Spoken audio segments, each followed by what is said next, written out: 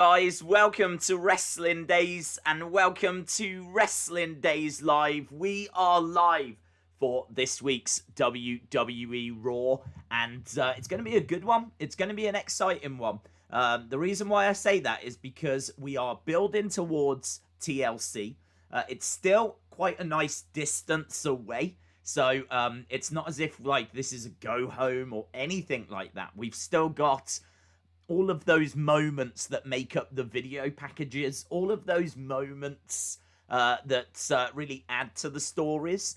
We've still got those moments to come, so we're still a good few weeks away from TLC. We've got some very tasty things going down tonight. For example, we've got Randy Orton on a moment of bliss. So they have pulled the trigger with us doing the whole Orton Fiend feud.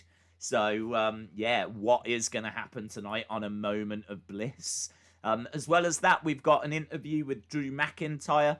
Obviously, the person that's going to face Drew is either AJ, Riddle, or Keith Lee. And there's actually some big developments with that story as well. So, we've got that going down as well. Also, on top of that, it is Naomi's birthday today. And we're still waiting to find out who is going to challenge Asuka. Where is Asuka's next challenge going to come from? Now, Asuka seems to be doing something with Lana at the moment. So I'm expecting something there. There's big rumours. These aren't spoilers. They're just rumours. But we could be building towards a tag match with Asuka and Lana taking on Shayna and Nia. So, yeah, very interesting to see what goes on there. Lana hasn't had a friend. Has she got a friend now? That's what we need to have a look at. Hayden Garrett, shout out to you, my friend. They donated $2 New Zealand dollars via a super chat. .im in WWE ThunderDome right now on my phone. Shout out to you, Hayden. I hope you are well. You are in the Thunderdome already. You're early, mate. Are you one of those people that gets parties really early? That is not me. That is not my vibe. I get there literally after the party has ended. No one wants me at the party, which is why I always show up once it's done. So, but shout out to you, Hayden. Eager, already inside the Thunderdome. Don't even know if WWE have invited Hayden or if Hayden's just stormed his way in. But either way, I hope you have a good time. Let me try and just get over to the chat. There's always a few little bits and bobs that we have to do in order to find the chat, and then we can be set up and start getting stuck into a few things. Let's have a look. We've got that there. Boom. Loving it. Right. Yes, we're good. Hello, hello, hello. William says Asuka and Lana. Laughing face. I don't hate it. Let's put it this way. I don't hate it.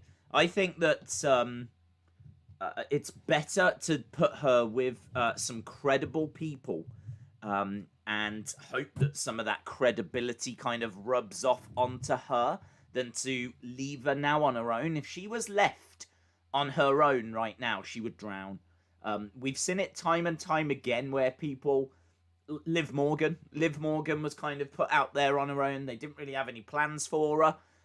Obviously nothing came of it because they had no plans for her, but I wouldn't be confident that if Lana was to go off on her own, that she would succeed.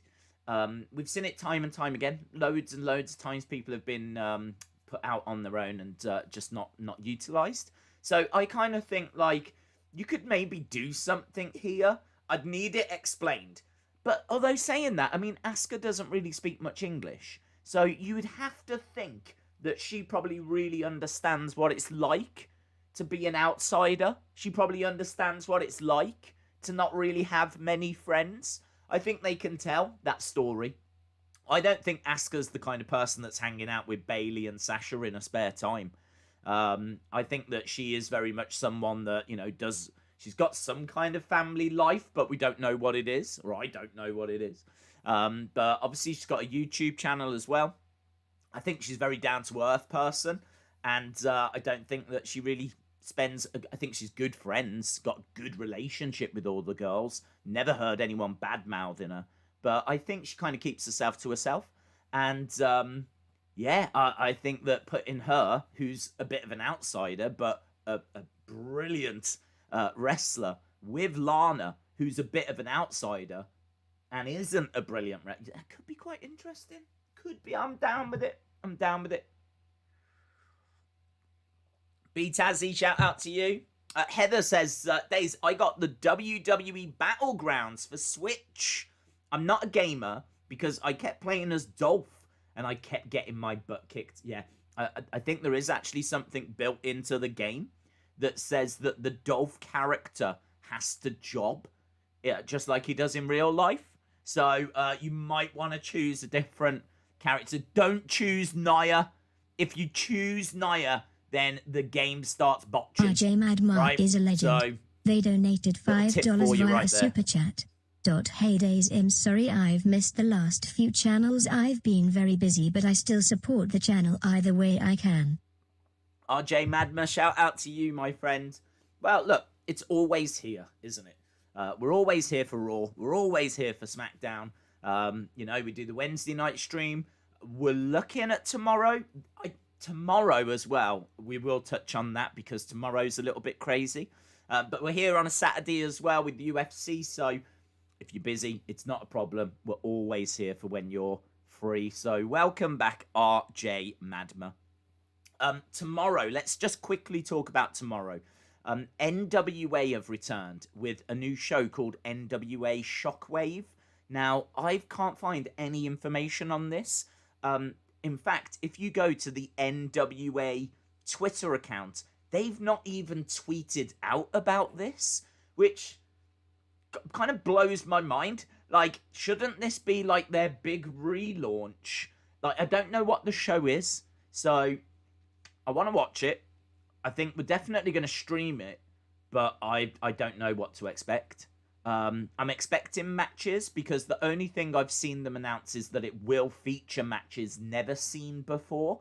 The fact they're saying never seen before heavily hints that they're pre-recorded matches, that these aren't matches that are coming live or have been recorded this week, but maybe stuff from the archives. Maybe it's like stuff that was meant for Power and we never got it. Maybe it was stuff that was meant for Circle Squared.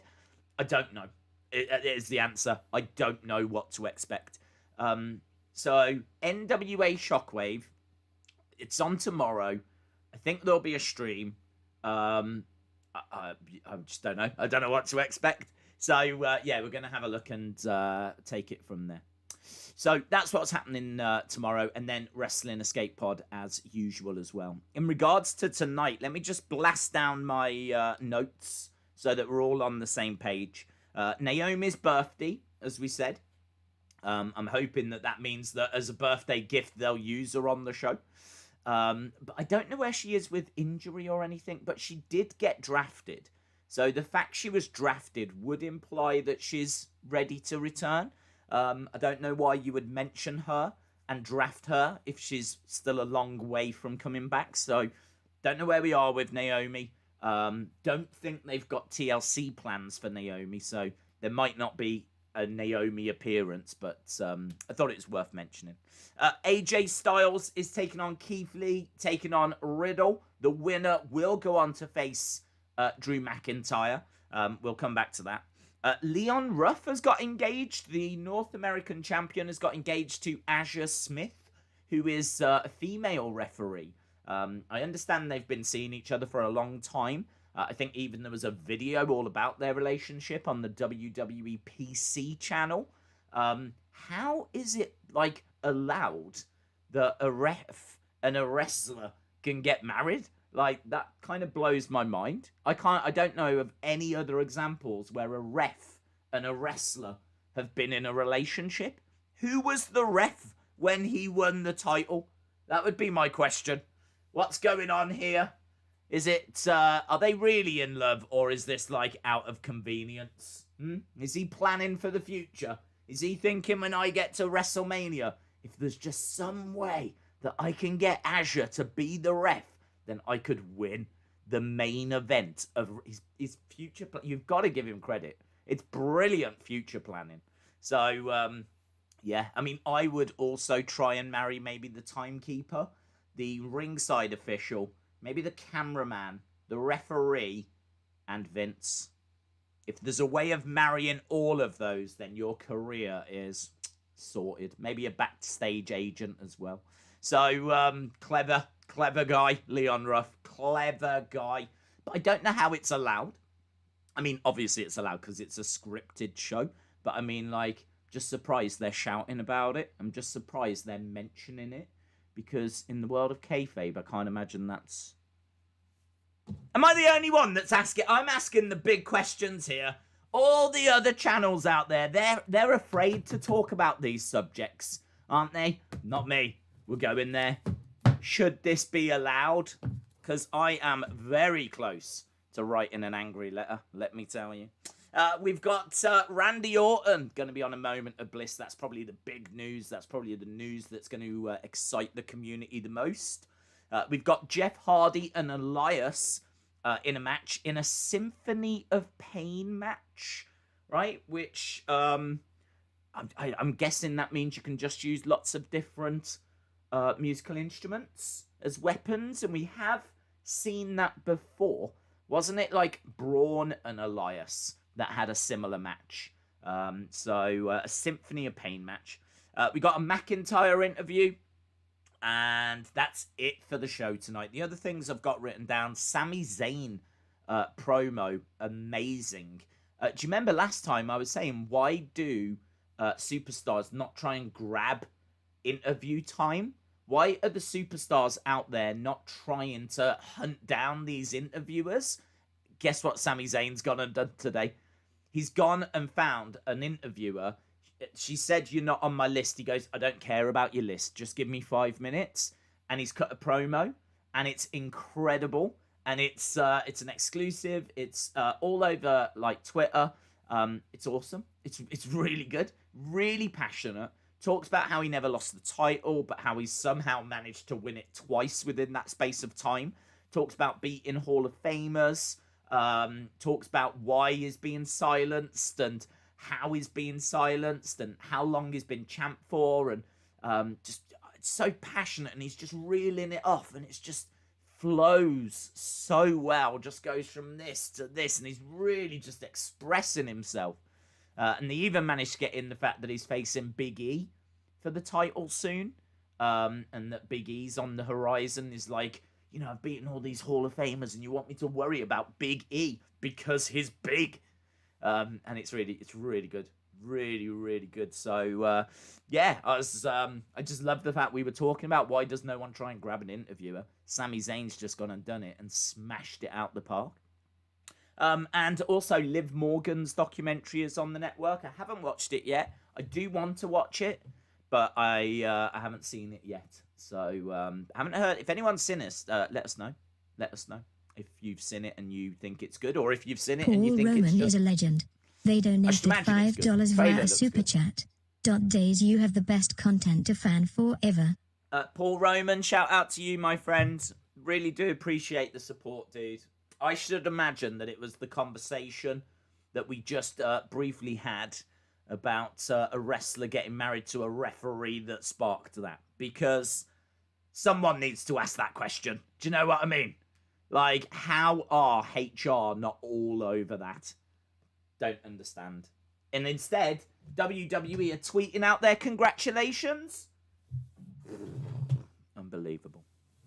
AJ, Lee, and Riddle should be good, says Miss Clown One. Yeah, should be amazing. In regards to that subject, there was a lot of talk that was not Plan A. So I think I can tell you now that Plan A, and a lot of you will know this anyway. Plan A was Braun Strowman, so it was going to be Drew McIntyre versus Braun Strowman. And obviously, straight out of Survivor Series, he got a big segment where he headbutted Adam Pearce. So Dave Meltzer came out and said, this is what they're looking at for Plan A. And they've also got a Plan B running, because there is actually an injury problem with Braun at the moment. So Braun is actually taking a little bit of time off to deal with some injuries. But they are hoping at trying to build him back, get him back, so that they can do Braun against Drew at TLC. That's plan A. And they are running a plan B in the background. So plan B, because you might have noticed, I don't believe at any point they've said the winner will face Drew at TLC. They've just said the winner will face Drew. So that's plan B. More reports have come out that it doesn't look like Braun's going to be ready for TLC. So it looks like tonight the winner of this match will go on to face Drew. So I'm keeping an eye out to see if they mention TLC or not. I'm keeping an eye out to see what's, how it's being worded. But I'm thinking now that we are building towards the winner of this facing Drew. That does mean that Braun is still in the background, and it does mean that I still expect him to get an opportunity eventually, whenever he's ready to return. I actually don't know what the injury is, just there's a lot of movement around the title picture, and none of it involves Randy Orton. None of it involves Randy Orton. It all involves AJ, Riddle, Keith Lee, and then you've got Braun up there as well. So I think we're definitely on the road to Fiend versus Orton. I mean, that's obvious. And we're on the road to Drew versus whoever wins this match tonight. I would think. So with Braun kind of in the background. So quite a bit going on when it comes to like the top of the card. I do think that this is going to excite a lot of people for the end of the year. I do think that one of the biggest feuds that you can do is Orton and Fiend. I think that's the Fiend's biggest feud. Honestly, after Orton, I think that's when we're going to have to start thinking about, right, what next? What do we do with the Fiend next? There's still challenges and people that he can face. But this is the big one. There's no denying it. This is really the whole reason why the Fiend exists. So I hope they do this right. I really hope they do this right. So big segment tonight on A Moment of Bliss. Days, do you know that Mr. McMahon owns Food Lion? Doesn't surprise me. He's always connected with great businesses. He's a very clever man.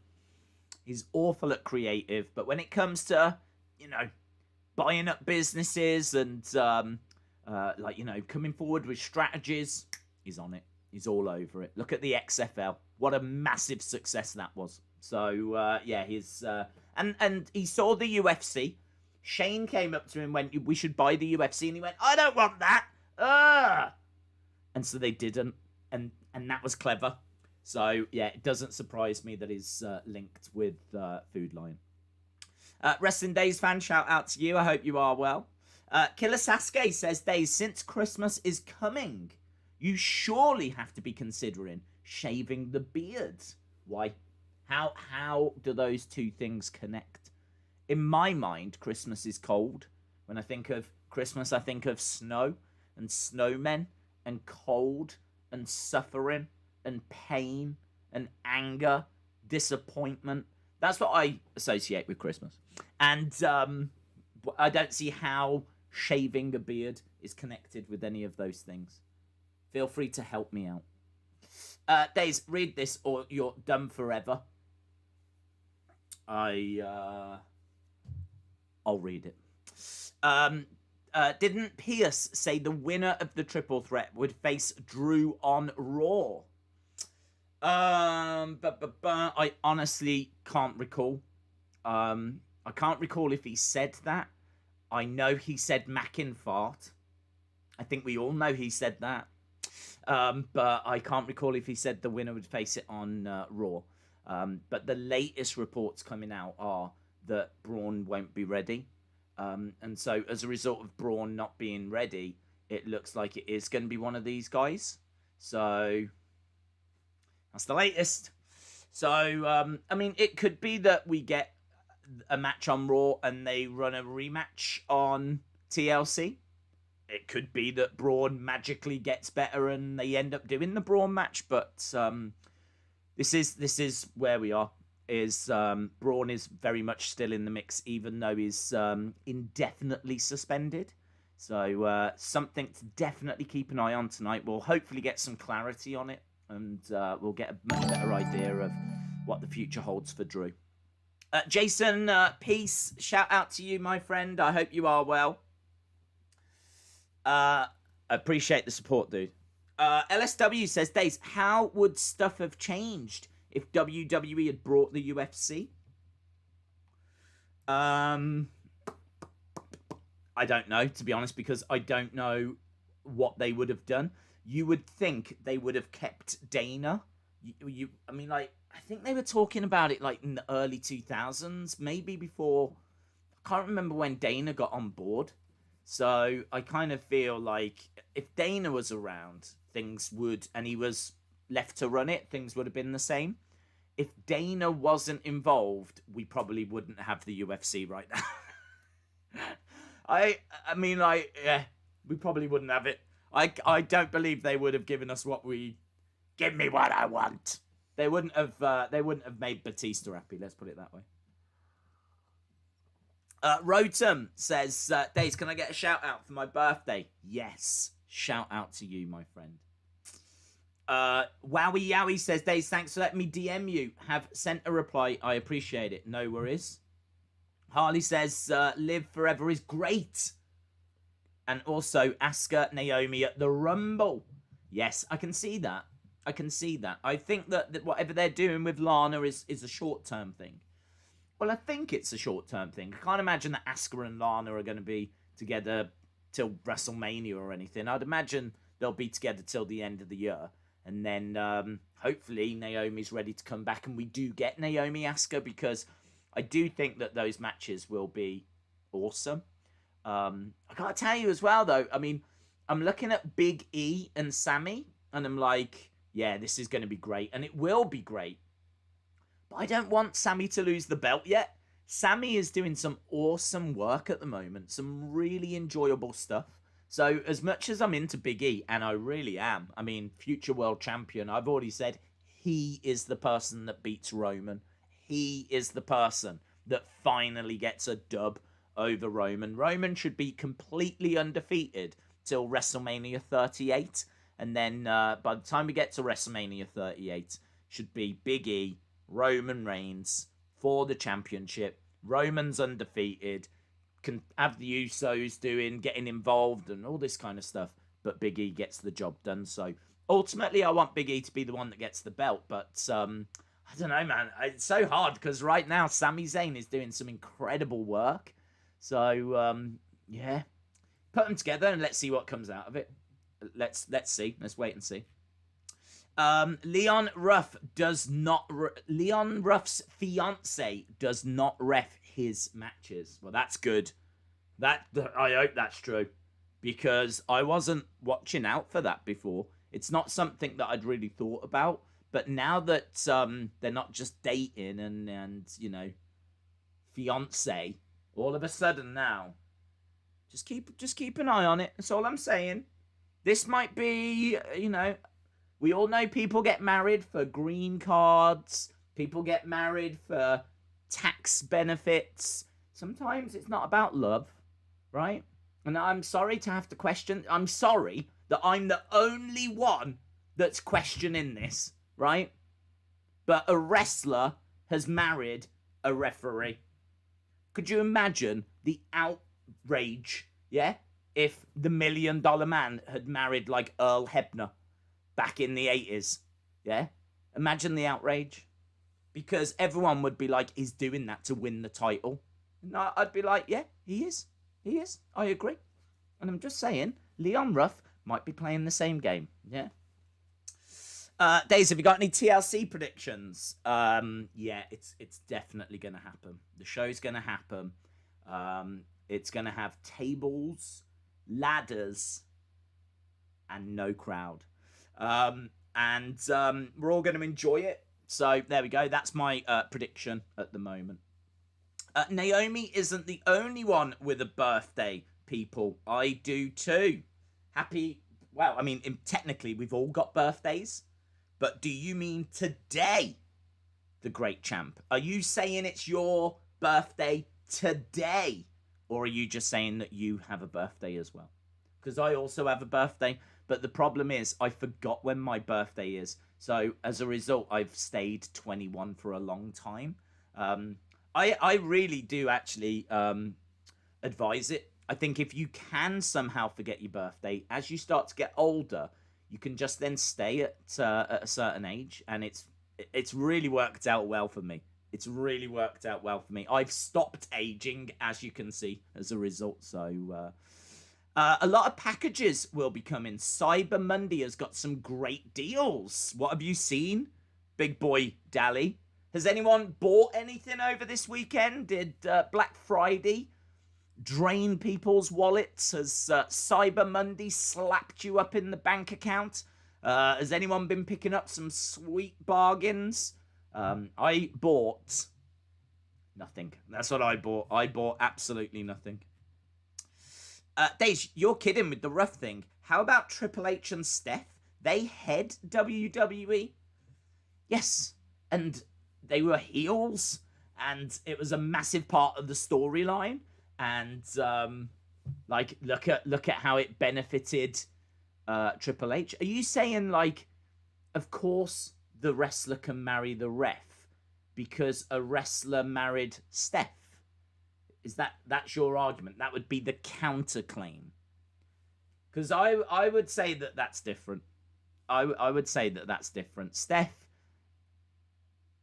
not actually officiating matches. She can make matches, I suppose. But they were heels, and it was part of the story. Do you know what I mean? The story was, like, this. How is this allowed? This is disgusting, blah, blah, blah, blah, blah. But no, this isn't being questioned. The Leon Ruff one's being celebrated. WWE are like, yeah, look at this. Our ref has married one of our wrestlers. Yeah. Isn't that good positive news? No, it isn't. It isn't positive news. It's bringing shame to wrestling. V Inc says the Liv Morgan doc is really good. It is well worth a watch. Mike Tyson versus Chris Jericho. I've seen that. What is he on about? Chris Jericho saying that he'd like to box Mike Tyson is just one of the most ridiculous things I've ever heard. I don't know what he's thinking or what he's trying to do. Is he trying to get a fake boxing match with Tyson? He's not trying to really box Tyson. Or is he just using his name to get people talking? I don't know. I saw that. I saw Jericho saying that he'd like to box Tyson. I was like, I just don't even know what to say to it. Danny Barnhouse says, today is my birthday. Happy birthday, Danny Barnhouse. Wrestling Days is 67. No, I'm 21. I told you. Officially, I'm not allowed to age. Cyber Monday is awesome. I've done 75% of my shopping today.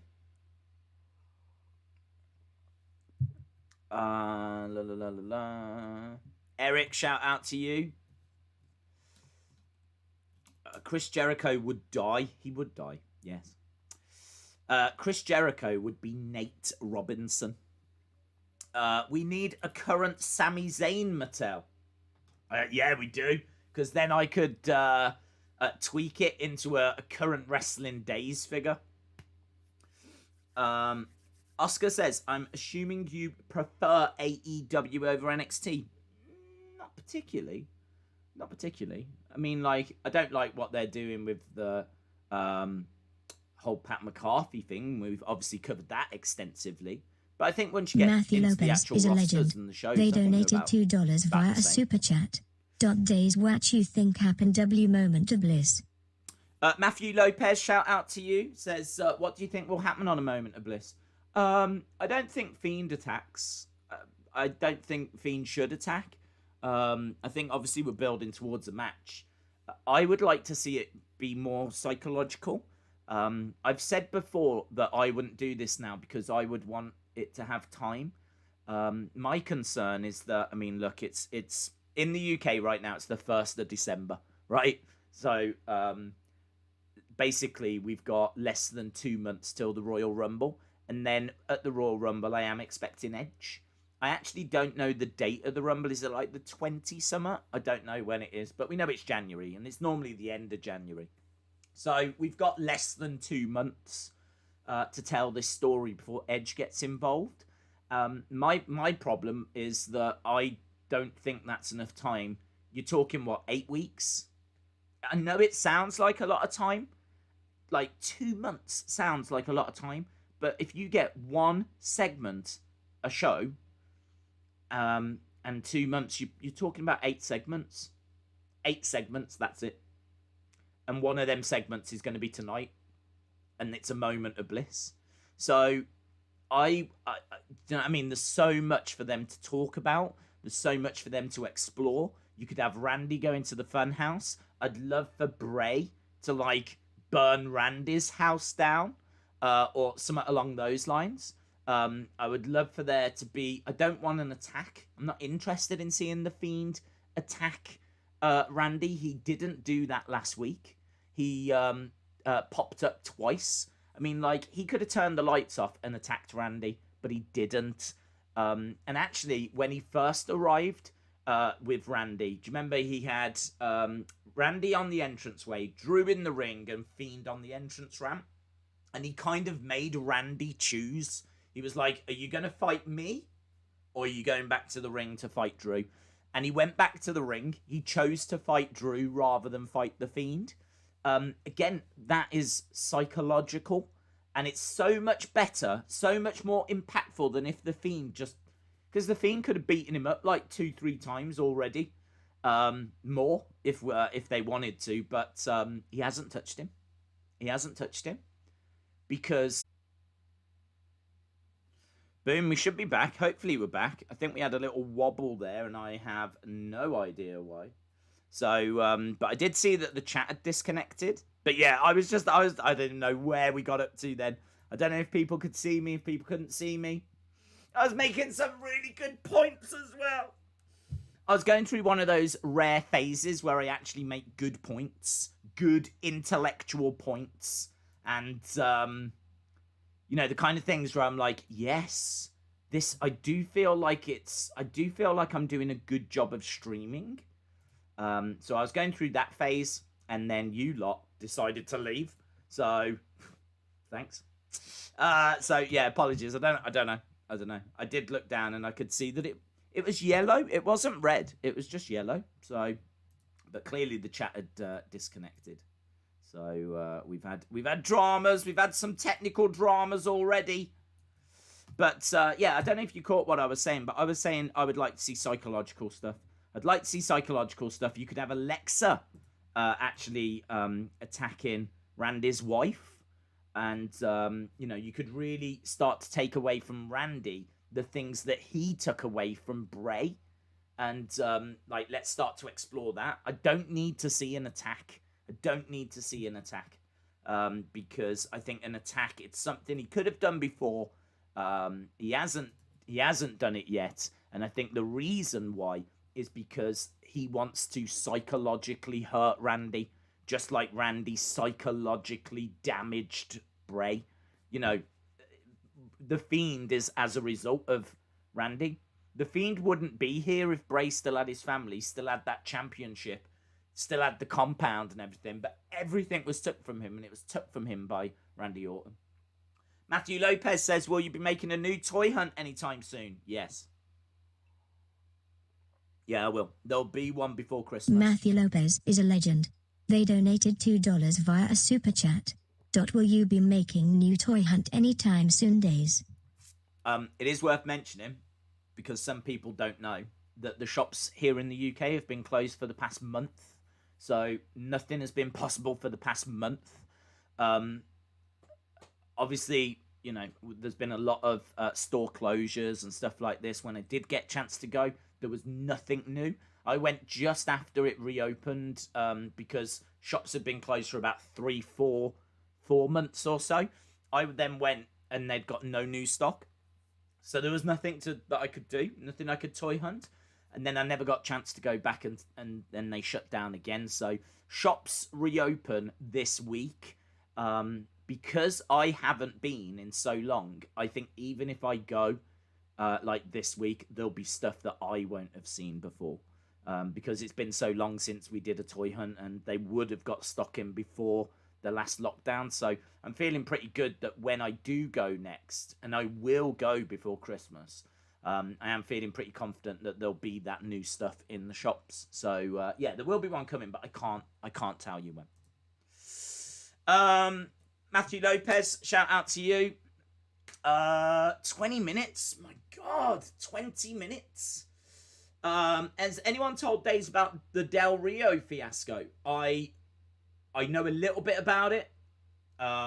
Let's just wrap up, because I did mention. Did anyone see the news that Friendship Frog has been trademarked, which means that there will be t-shirts, mugs, all that kind of stuff for Friendship Frog, which heavily implies that Friendship Frog is staying around? Which is not a massive surprise, because Rambling Rabbit gets killed and keeps coming back. But it looks like Friendship Frog is going to do the same. So, yeah, that was kind of interesting. So, Del Rio, I saw that woman had apologized. The woman came back and said sorry to the family. Now, I don't know if that means that she completely made it up or what the latest is, but she alleged some pretty horrific stuff. She alleged a lot of like sexual assault and some really horrific things that she was coming out with. And then out of the blue, she's took to Instagram to apologize. Now, so I don't know if anything else has happened after that, but yeah, I did see that. That is crazy. Like, you can't just apologize. If she's made all of that up, there's got to be ramifications for that. She's got to go to prison. Like, you can't just say, oh yeah, I made it all up, I'm really sorry. Because that was everywhere. It's horrific. So I don't know. I don't know what if there's been any more to it. So yeah, let me know. Dom says, Days, I want to put some on my Christmas list. I want to have Lana over for Christmas, and I want to put her through a table. Well, ask Santa and see if he can sort that for you. It is a great gift. It's a shame that Lana can't do cameos at the moment, because Lana, if I was Lana, I would do cameos of just constantly putting myself through a table all day. I'd have just buy table after table. You know, you charge a couple of $100 for the cameo, and that'll easily pay for tables. So you buy like a cheap table, and you're like, Dave, I can't believe that you want me to do this. I can't believe that you're paying me money to see me go through a table. Is this really what you want, Dave? Is this really what you want? Okay. And then like she can jump and slam herself through a table, or get Miro. You obviously won't be able to show Miro, but I'm sure he would be quite willing to pick her up and slam her through a table. She could do that like 50 times a day. Make a killing.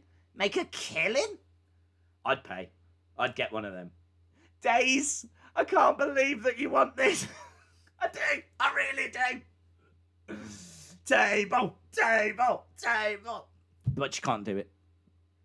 But Vince, if you're watching, you let Undertaker go on Cameo, didn't you?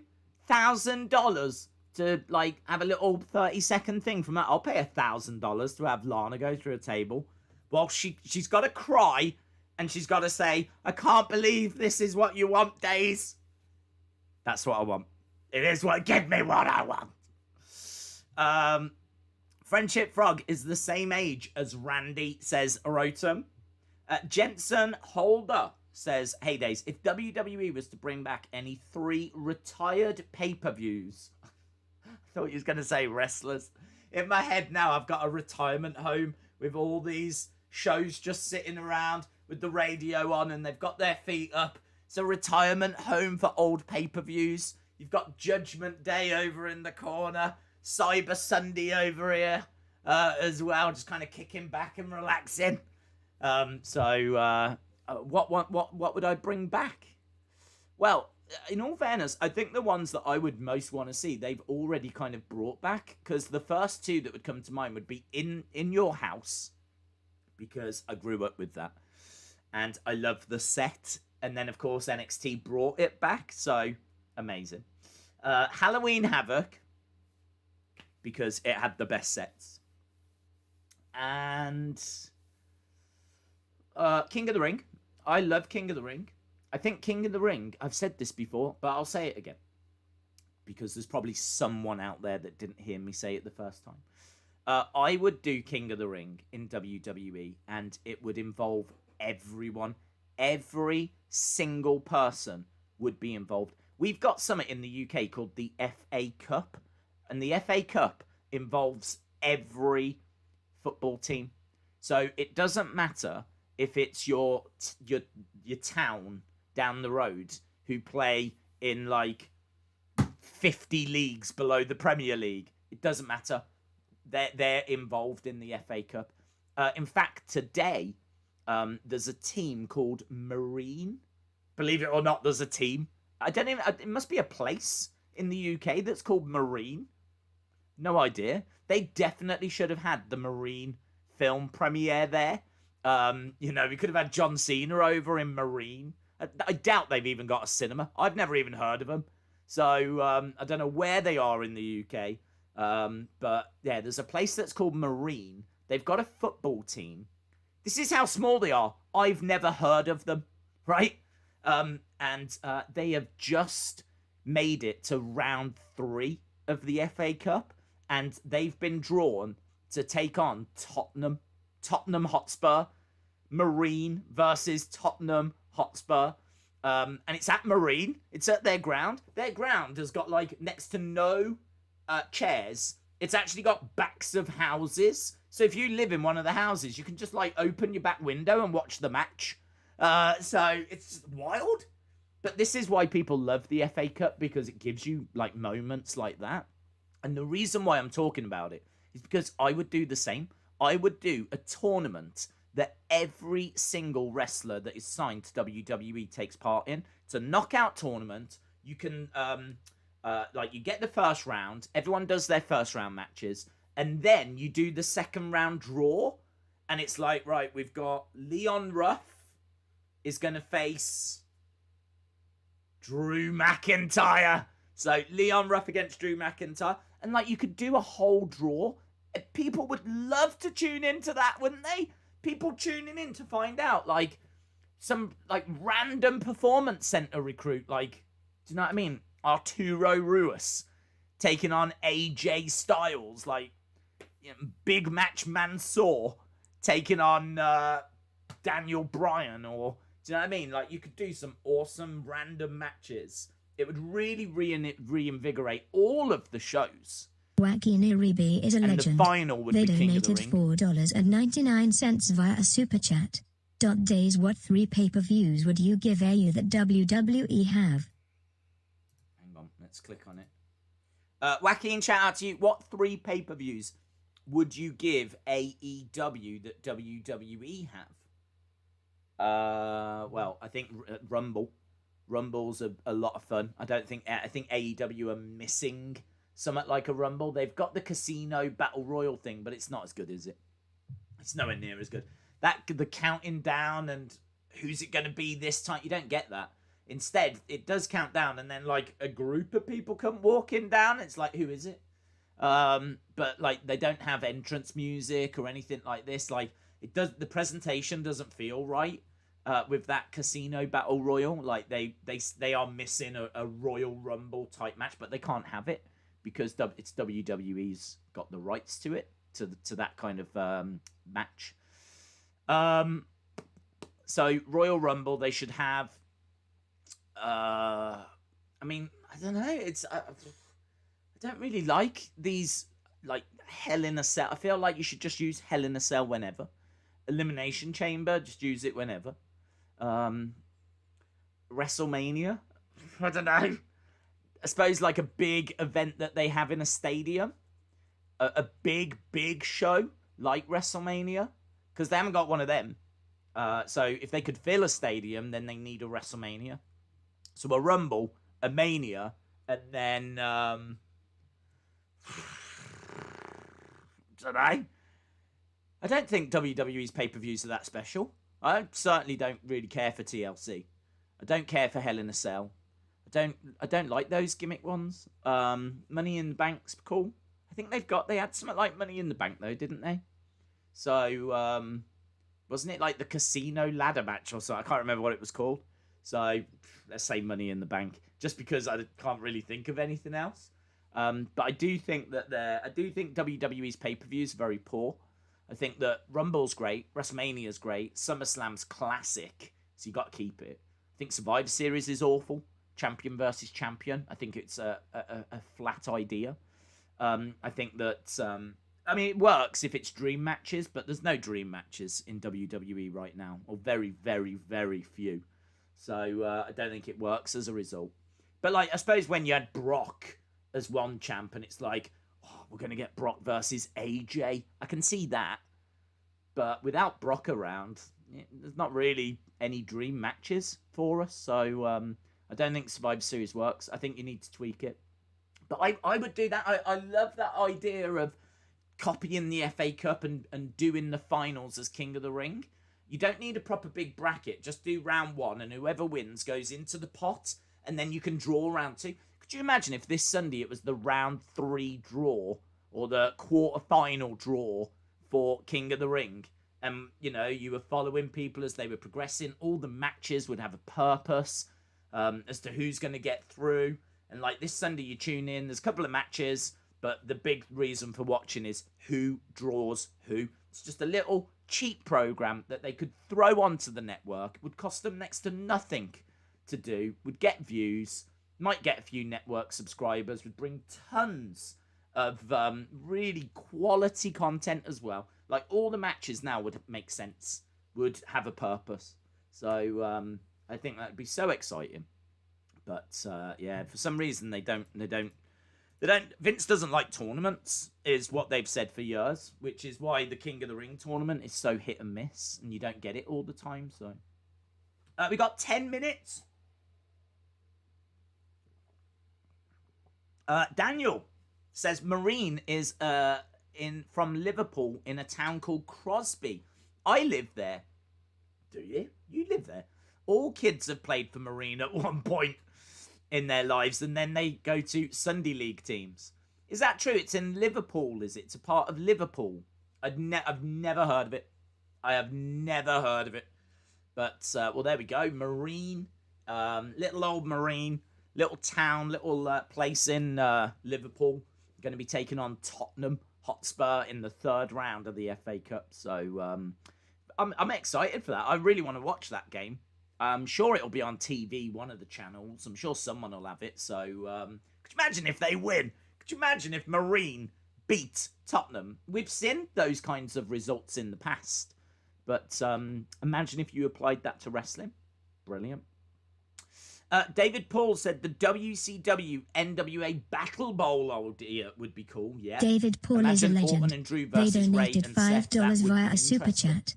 The WCW/NWA Battle Bowl idea would be cool for a WWE PPV. Imagine Orton/Drew versus Ray/Seth would be interesting. Yeah, I agree. That'd be a lot of fun. Days, do you support United? I do, yeah. I supported them since the early 90s. When I got to secondary school, I had to pick a team. I didn't know anything about football. I wasn't interested in football. But when I got to secondary school, I had to support a team because, yeah, you just had to. I mean, like, everyone was into football. Everyone was into football. There might have been, like, a chess club or something, but I wasn't joining that. So it was like, if you want to, hang out with people at lunchtime, you're going to be playing football, and you better know what you're talking about. So I ended up supporting a team out of peer pressure. Out of pressure from people.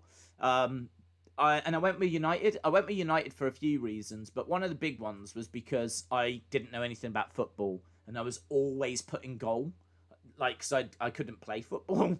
I'd never played football. I'd never watched football. I'd watched England, I suppose, whenever they played, but I wasn't, like, crazy into football or anything. I didn't grow up with, like, football posters and all of this. So I got to secondary school, and it's like, I need to pick a team here because I need to start following this. And they kept throwing me in goal because I actually was quite good in goal, but I was horrific. If ever I was out, like, I'd just lose the ball all the time. I'd try and pass it and probably fall over. But in goal, I was actually quite good. So I used to watch United because they had a great goalkeeper called Peter Schmeichel. So I very, very much grew up like idolising him and learning about him and watching United. And yeah, I mean, I've just stuck with them, and I still support them now. Obviously, it's been a rough few years for Man United, but certainly got to enjoy a lot of great nights as well when they won lots of different trophies and whatever. So it's, yeah, really good. I follow them. I follow all the news. I saw obviously they beat Southampton 3-2. Which was good, and which is kind of I don't get a chance to watch the game so much, but I always catch up on the news and who we're linked with and who's doing well and what's happening with Sancho and all that stuff. Should WWE push Ricochet? They should push Ricochet. I suppose the bigger question is, will WWE push Ricochet? Part of the problem is you can't push everyone. That's part of the problem. Everyone, we'd love to see Sammy getting pushed, Big E being pushed, Keith Lee being pushed, Ricochet being pushed, Aleister Black being pushed. Do you know what I mean? Like, we want to see all of these stars get in the spotlight, but there's only so much spotlight, and that's a problem. So they should push Ricochet. I think it would be great if the Cruiserweight title was defended like the women's tag titles used to be defended, and that's on all of the brands. And I would love it if the Cruiserweight title was very much a big title that was main event in shows and was something that was prestigious. And I think you could put it on Ricochet, and Ricochet could be your Cruiserweight champion. But not, I mean, like, you say that now and it's like, it is, isn't it? It's like, well, yeah, he could be. I think Jordan Devlin's Cruiserweight champion at the moment. Santos Escobar's Cruiserweight champion at the moment. I think Enzo has been Cruiserweight champion in the past. It's like, it just doesn't mean anything because it's never on any big shows. If ever it makes it, it's always on the pre-show. Even though the match quality is normally, good, it's not anything that people talk about or theorize about or speculate about. It's never been booked right. But if you was to put it at the top of the card, if it was to main event a pay-per-view, if it was to be treated with respect and seen on the main shows, and the people that were competing for it were the best of the best, your Ricochets of the world, then yeah, I think you could really do something with that Cruiserweight title. And I think that might be the most logical way to use Ricochet. Say to Ricochet, we are struggling to get you to that main heavyweight championship. We've got too many people around. We've got Big E, we've got Braun, we've got Drew that we're building up, we've got Roman that's killing it at the moment, we've got Edge that's about to come back, we've got Orton that's having one of his best ever years. Like, there's just no way that we can get Ricochet into the mix. So what we need to do is we need to establish the Cruiserweight title, and we need to build that up as being equal. So we're actually going to have it main event a few shows, and we're going to put it on you. And we're going to put it on you for a long time. You're going to have this for over a year. But we want you to go to the different brands and to carry this with honor. And we want you to make this feel as big as the Universal and the WWE title. I mean, it'll never quite get to those levels, but I mean, it should feel really above the Intercontinental and the United States. It really should be positioned very high, very high. Like, it should feel like that's as high as those smaller guys can go. Yeah, you could compete for the heavyweight one, but chances are you're going to lose. Like, if you face Drew 9 times out of 10, you're not winning that match. So really, the furthest that you can realistically go is that Cruiserweight belt. But you'd have to do a lot of work to kind of really get that going. So, but yeah, I do think he should be pushed. He's an incredible talent, and I think AEW would definitely use him better. 2 minutes. Yes, 2 minutes. Days, I can see 2021 being the year of Liv Morgan, says Omeron. Andres says, who do you think had a better year, Sasha or Bailey? My gut feeling is Bailey, but Sasha was in Star Wars, so I don't know how, and she's the current champ, so it looks like she'll be ending the year as champ, so it does make it quite tricky, but I do think Sasha spent a lot of this year in Bailey's shadow, which was all part of the story. I don't think when they finally split it was that great. I thought Bailey's beatdown of Sasha was brilliant, but then a lot of what followed wasn't that great. I think it really disappointed, to be honest. I think you've got to look at the payoff of them splitting and say it was a bit flat. It wasn't a disaster. We got good matches, but we never got close to Brooklyn. And I don't know if it felt a little rushed in the end. So I kind of feel like Bailey really showed that she has got this new character. She really showed that she's not the huggable one anymore. She really showed that she's got more to her than just wacky inflatable guys. So I kind of feel that this was a real big year for her. She won the title, I want to say, last year. I can't remember if it was earlier this year or last year, but I think it was late last year. And so this would have been her first full year. And I think she was incredible. She was an MVP of the year. Both of them were, really. Both of them were. During that pandemic stage, when we were like in the performance center, they both really stepped up. Especially when they were like the women's tag champs and they were like going on to both shows. Right, it's beginning. Asuka versus Naomi, says Ted Arias. Shout out to you, my friend. I wanted a phone so I could see your videos. My friends keep on talking about your videos, says Marquez. Shout out to you and your friends, Marquez. Yes, the alarm, flipping annoying. I honestly have I can't explain it. I can't explain why my brain, whenever I set up a stream, never thinks to turn the alarm off. Because I could turn that off well before it goes off. But I can't explain it. I think it's because I'm an idiot. Right. We are going to the Thunderdome.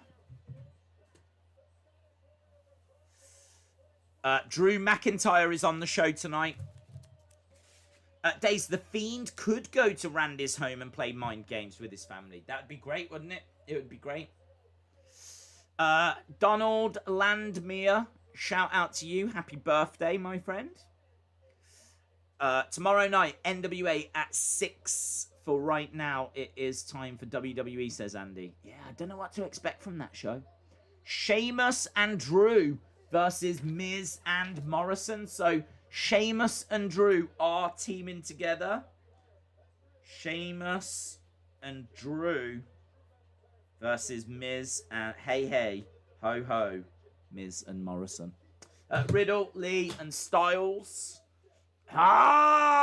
Winner faces Drew at TLC. They did add it. Winner faces Drew at TLC. They didn't say that last week. There we go.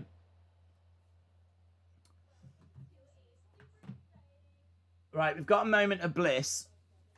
And we've got a doll in the table. Is that the same doll as the Miz thing?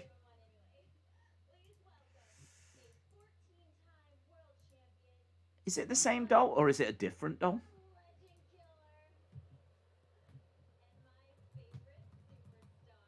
My favorite superstar?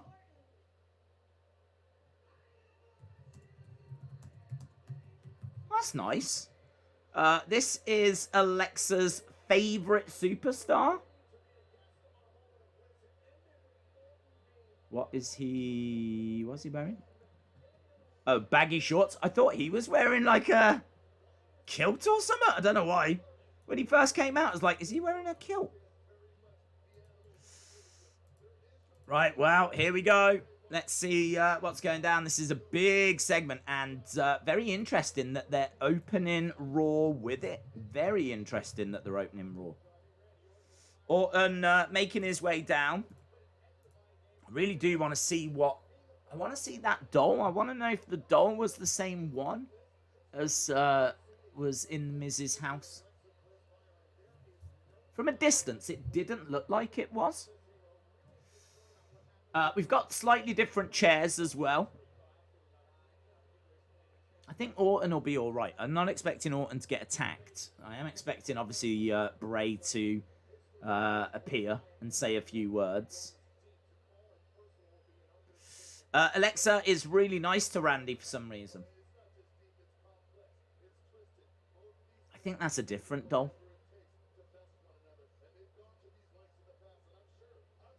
Yeah, it is. It is different. Hasn't got the face paint. A doll in a cage. Bright yellow chair for Randy. He loves yellow chairs. He loves them.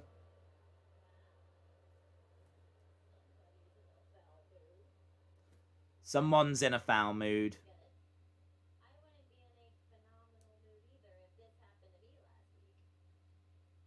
Great, we're going to go to a little recap.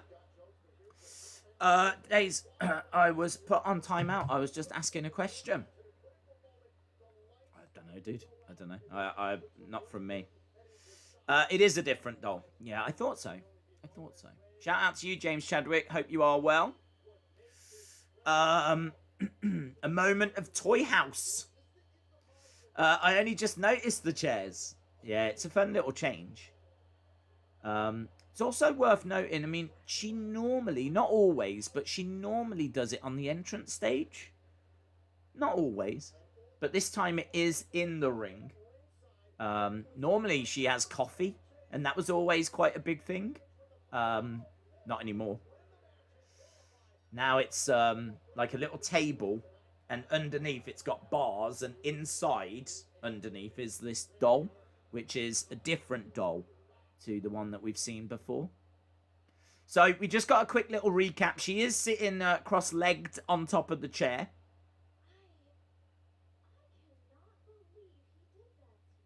Alexa says, I can't believe he did that to you. I can.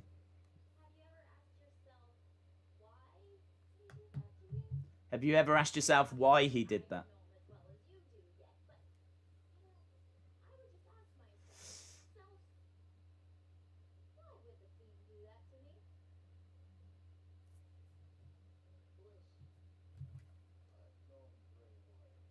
Randy says he's known Bray a while.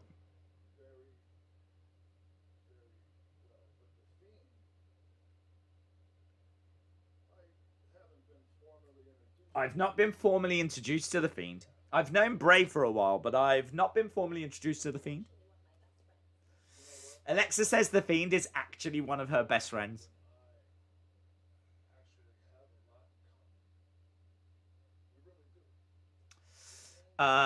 Alexa Bliss, shout out to you.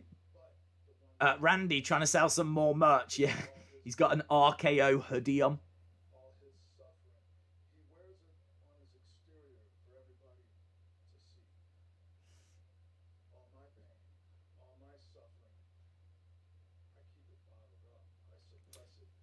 Randy says that all of Bray's suffering he wears on the outside for everyone to see. All of his pain, he keeps it bottled up on the inside. I hear voices. And the Fiend hears voices too. It's very interesting.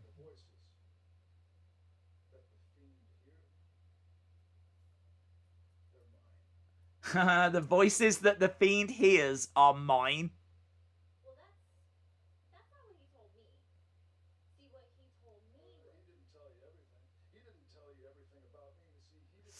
Randy hears voices. It might be TLC for Randy because he's trying to take off for the holidays. Oh, do you think he faces at TLC and that's it? So this isn't the actual feud? Okay, he's talking about burning the compound. I know what I need to do. I need to find the Fiend's weakness. I need to find the Fiend's weakness. The Fiend's vulnerability. Is it Alexa? Is Alexa the Fiend's weakness? It looks like I have. Ah. He stares at Alexa. Alexa laughs. Is that what the voices in your head are telling you, Randy? Is that what the voices are telling you, Randy? That's what you hear? Or are they telling you lies? And I'm gonna ask you right now.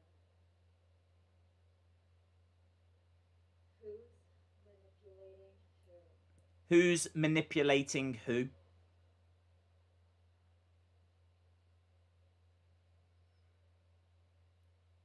Push her.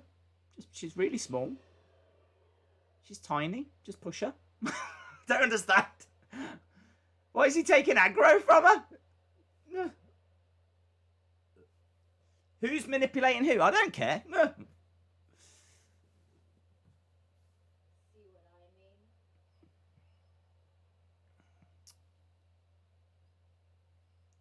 I mean? Part of the Thunderdome kind of shut down, but not all of it.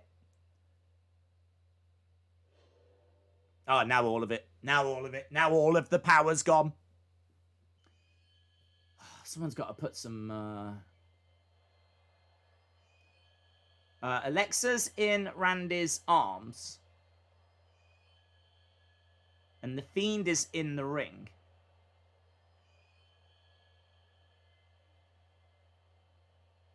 I'd love to see the violinists. Could you imagine if they were in the background?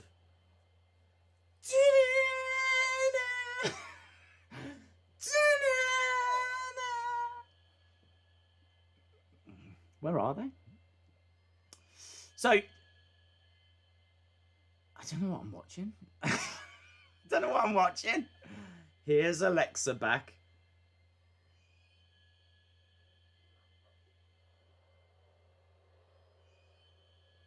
Okay.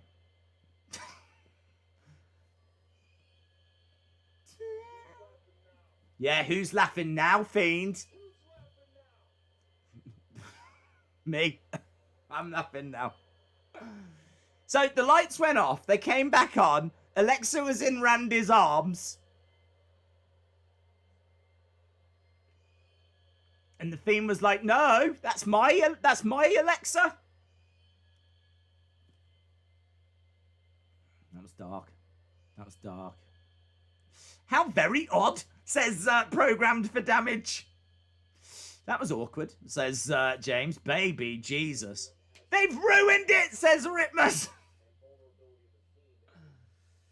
That was strange. There's no two ways about it. That was strange. Not strange in a... Ooh, strange in a... What? I loved it when he was like, I know your weakness. And the weakness was Alexa. Love it. Yeah? So much that you can do there. I didn't expect the lights to come on and for her to be... She didn't even look upset. She didn't even look like she was struggling. She, like, could you imagine if, like... Wouldn't it have been more impactful if he had her by the throat or had his hand over her mouth? Like this? Or had her in some kind of a hold? Or was about to RKO her? Or had her in some kind of peril? I kind of feel like if the lights came on and she was in peril, he'd turn the tables and she was in trouble, then that would have had more impact. But the fact that she was in his arms and she was like, hey, Fiend, how are you? And everything was absolutely fine. Like, she seemed happy. Honestly, if he'd have rocked her, I think she would have gone to sleep. So, I think there would have been a good chance that she would have, like, dozed off. But she didn't seem to be in peril. She didn't seem to be struggling. There didn't seem to be any problems. I'm pretty sure, like, Fiend will be like, what happened? And she'll be like, don't know. He just wanted to have a cuddle, I think. I think they had a cuddle. I think they just had a little cuddle. Ba, ba, ba, ba, ba, ba. She needed to be in peril. She needed to be in danger. She needed to be in trouble. The Fiend needed to be like, this has backfired. You know, she said who's manipulating who. And I think what they've just tried to do is to try and show that Randy was in control. I think they're trying to show that Randy is a step ahead. Okay, the lights went out. But when they came on, he had Alexa. And the Fiend wasn't expecting that.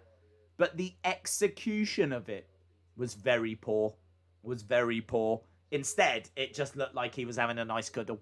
And the Fiend then had to come over and be like, give her back, and grabbed her and all of this. Now, it reminded me of, do you remember when, was it Brock and Roman both pulled at the belt? Do you remember that when they were like, it's my belt, it's my belt, it's my belt, it's my belt, and they did that back and forth? On paper, I'd imagine that sounds quite good. Like, both of you want the belt, so you both pulling at it. Who's going to get it? We'll find out at the show. In actuality, it looked lame. In actuality, it was like, my belt, my belt, my belt, my belt. I kind of feel like this is the 2020 version of that. Like, on paper, it sounds brilliant. Randy, a step ahead, has got Alexa in his arms when the lights come back up, showing that he is the one that is in control, is always thinking, is a step ahead. The Fiend is, maybe for the first time, caught off guard. When the lights come back on, the element of surprise, it hasn't worked in his favour. It's worked in Randy's favour. Love it on paper. Tick, tick, tick, tick, tick. Great stuff. In execution, look poor to me. Look poor to me. I don't think they got across the threat, the danger that Alexa, she was in danger. I think you're meant to think she's in danger. I think you're meant to be worried for Alexa there. Instead, as I said, it looked like you could have rocked her. She would have gone to sleep. It was strange, but I liked it, says Sean. Wrestling off topic. Should WWE get a real third brand? Should they get a real third brand? They could do. They could easily pull the trigger on NXT. I mean, it's not easy to get a wrestling show on TV, like on a television network. For years, companies have struggled, tried and failed. And right now, WWE have got 3 shows on network with NXT. But for some reason, they don't want to pull the trigger with making NXT a proper third brand. So, yeah, I feel like they should. I thought Randy was going to give her a baby bottle, says Galaxy 101. Harley says, I thought it was all right. Orton was going to kidnap her. Wrestling Days fan said, I like the segment. I like the start. It was really weird, and I like that. Days, imagine if Randy throws Alexa at the Fiend. Jordan says it was fine. The Fiend wants Randy to think that he's got the advantage, says Justin. Jeremy says, seems like it was botched. NXT should stay developmental, says Wrestling Days fan. Don't you think Alexa's see what I mean and the outcome kind of tells us that Alexa is in control? Well, I can't imagine that it was in Alexa's plan to be in Randy's arms. Unless, as people are saying, they're trying to make Randy think that he's got the advantage, but I don't know. I think we'd be reading a bit too much into it to say that that's the story. I think the story they're trying to show is that Randy is maybe a level above some of the competition that the Fiend has faced so far. Fiend has faced people that the element of surprise has caught off guard. But Randy went into it knowing, as we all did, those lights were going to go, right? I thought actually there was going to be a Funhouse first. I thought Bray there'd be a little Titantron thing first. But at some point you'd have to imagine the lights would go. And he was ready for it and grabbed her. And to me, looked very weird and awkward. But seemingly there's a few people out there that thought it did what it needed to do. Who do you think will face Drew at TLC, says James Godfrey. I would go Keith Lee. I think that Riddle is good, but I don't know if they see him as main event caliber. AJ's main event caliber, definitely. But is it time to like pull the trigger on like Keith Lee? Is it time to pull the trigger on someone new? Give him a bit of a spotlight. So I think I'd go Keith Lee. Right, Jeff Hardy making his way down against Elias in the Symphony of Pain match. All about the bass. All about the bass, no treble. Drew was only gone for a week. He was only gone for a week.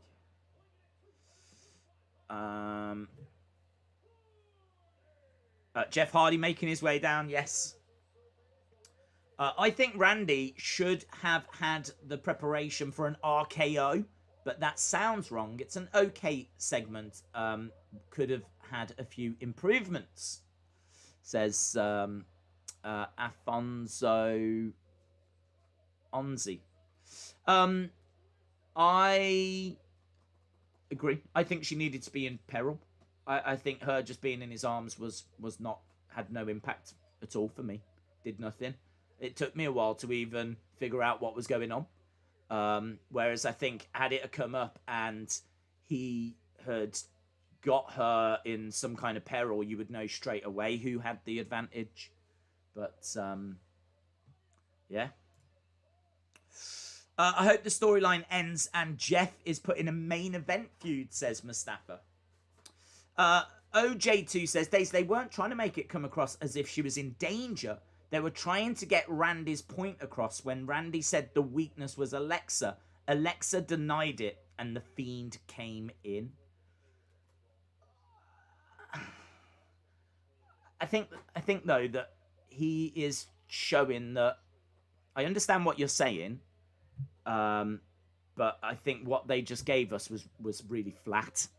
I think that it took you a while, or it certainly took me a while to figure out what the dynamic actually was. I couldn't tell if Alexa had jumped into his arms because she seemed so happy with the situation. I can understand why people are saying that she was the one that was in control. I think if he is trying to show that Alexa is the weakness, then surely him having her in peril straight away gives you the visual that he knows that she's the weakness. You can then get across that the Fiend is concerned for her safety, and then you can have a laughing Randy, laugh his head off, and let her go. Just like, I've proved my point. Yes, I'm not looking to hurt her. I know that she's your weakness. He can laugh and walk away. For me, that was flat. I know we keep coming back to it, but I think I know what they were trying to do. So, did you need her to be in danger for it? I would argue yes, because she wasn't, and it didn't really get the message across. Right, with this match, this Symphony of Pain match, we've got instruments all around the ring. There's a table that's got like violins and flutes and all this kind of stuff. There's a double bass that's out there. There's I think a grand piano on the entrance ramp as well. We're underway with Jeff and Elias. So, Symphony of Pain match. I think all of those musical instruments are obviously allowed. Does that mean you can't use other instruments? Can you not get a kendo stick or anything? Perhaps it is only these instruments.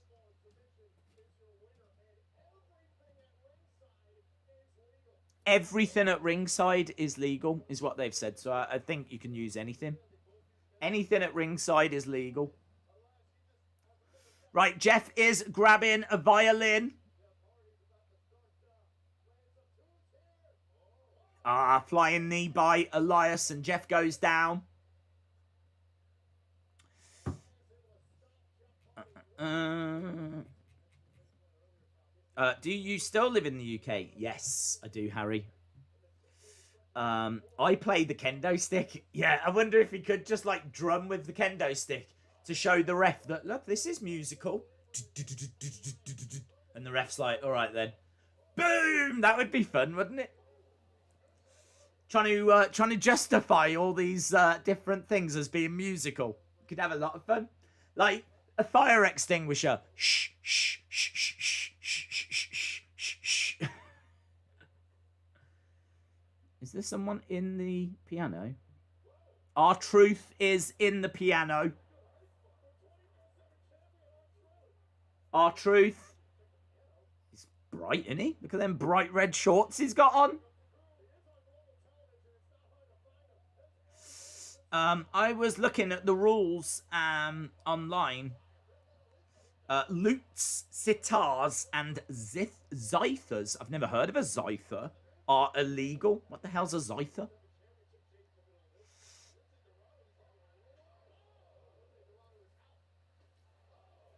Okay, this has turned into silliness. We've got other people not involved in the match being hit with weapons now. R-Truth, yes. R-Truth has run away. It's a symphony of destruction, not pain, and they said it's also Falls Count Anywhere. Okay. Why wouldn't Alexa be happy with Randy holding her? Alex says anything is legal, so they're allowed to play with a newly made banjo. That's messed up. I feel bad for Gulak, says Ryan. Next time Randy picks Alexa up like that, she needs to give him a good old eye poke. OJ says, Days, in all seriousness, it seems like the Fiend's weakness is just spamming your finishing move on him, like Goldberg and Seth. All Randy needs is 100 RKOs and a punt. Says OJ too. Brady says, how do you watch Raw live? I'm watching it on BT Sport. I think it's on USA in America. Mark says, I hate that 24/7 championship now. I agree. I agree. It does my head in. It does my head in. I mean, like, this match could be all right.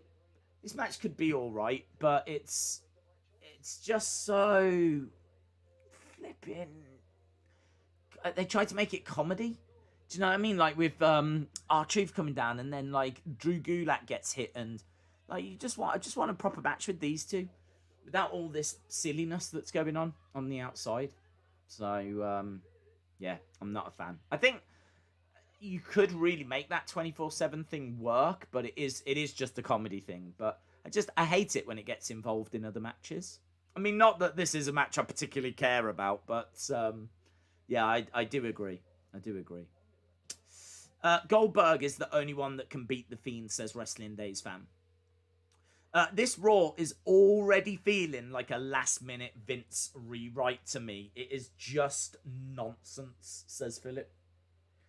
I wish the 24/7 title would go away. It's never really worked since its creation. It's never been funny or serious.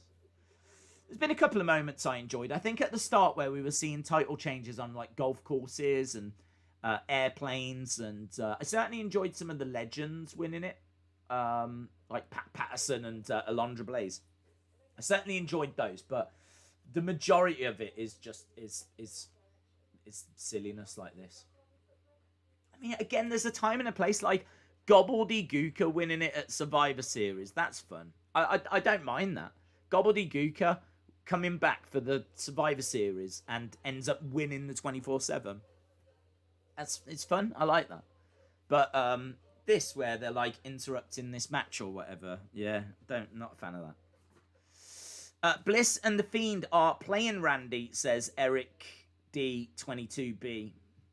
Harley says Orton now knows Fiend's weakness. He was just testing if she actually was a weakness, and now he knows. He let her go, and he's probably going to make a plan now. Matty says, I think the hacker is going to finally appear to reveal the truth after this match. Well, we know the hacker is Mustafa Ali. He admitted to it, didn't he? Right, anyway, we're back. We're back. We've got 24/7 people have gone. So we have just got Elias and Jeff Hardy. And only gets a 2 count. Guka was actually John Cena. Apparently it was Drew Gulak. Maybe they can get rid of the 24/7 title for our Christmas present. I think the best redhead in the world needs to win the 24/7 title. The queen of winning matches without using wrestling moves. Eva Marie. Jeff Hardy goes into the corner.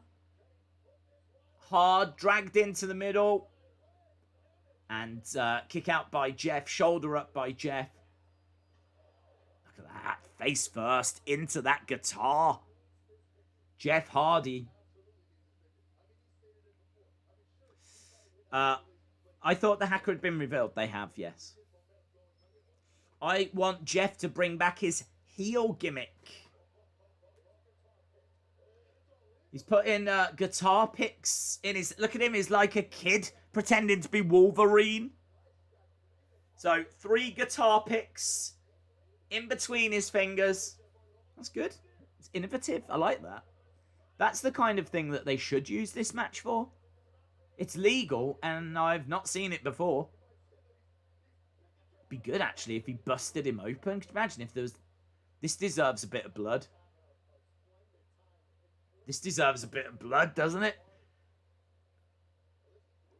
It is brutal, look, and he's... he's got to bust him open by doing that, surely.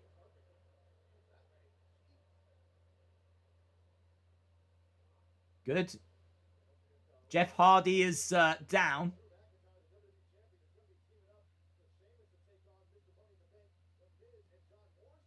Hardy outside the ring. I think the commentary is awful. I wish that they were like putting this over a bit more, but instead they're talking about matches that are coming up. But I think that's so innovative. Right now he's using the drum kit.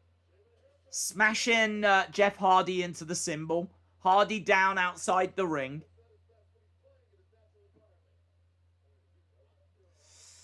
I think WWE should come up with mixed titles, like when a woman and a man are in a tag team. Do you think that's a good idea? I've had it in mind for a while.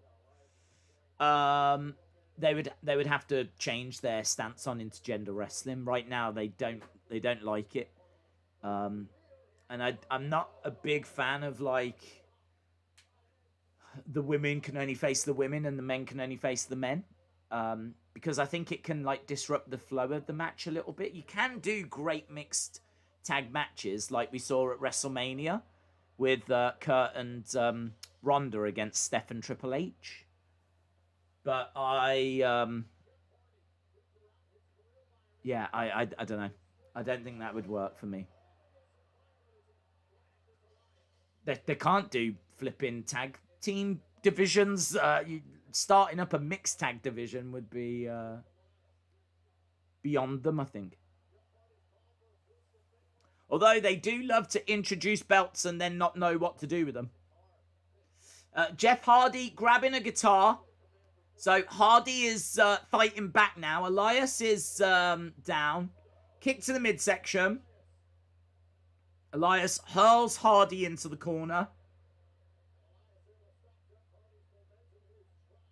Hardy on the shoulders of Elias. Takedown. Nice. Head scissor takedown by Jeff. Elias grabbing a guitar, going over. Big kick by Jeff. Jeff going up top. Oh, he got caught in midair with that guitar. Caught him right on the buttocks. Hardy managing to grab the ropes. Days, do you hate when sentences don't end the way they potato? I do. Days, next to Gorilla Monsoon, you call the matches. Shout out to you, Paul Roman. Appreciate the support, dude. I miss Mauro. I think Mauro was so good. Mauro always used to focus on the match. I just don't feel like you get that as much.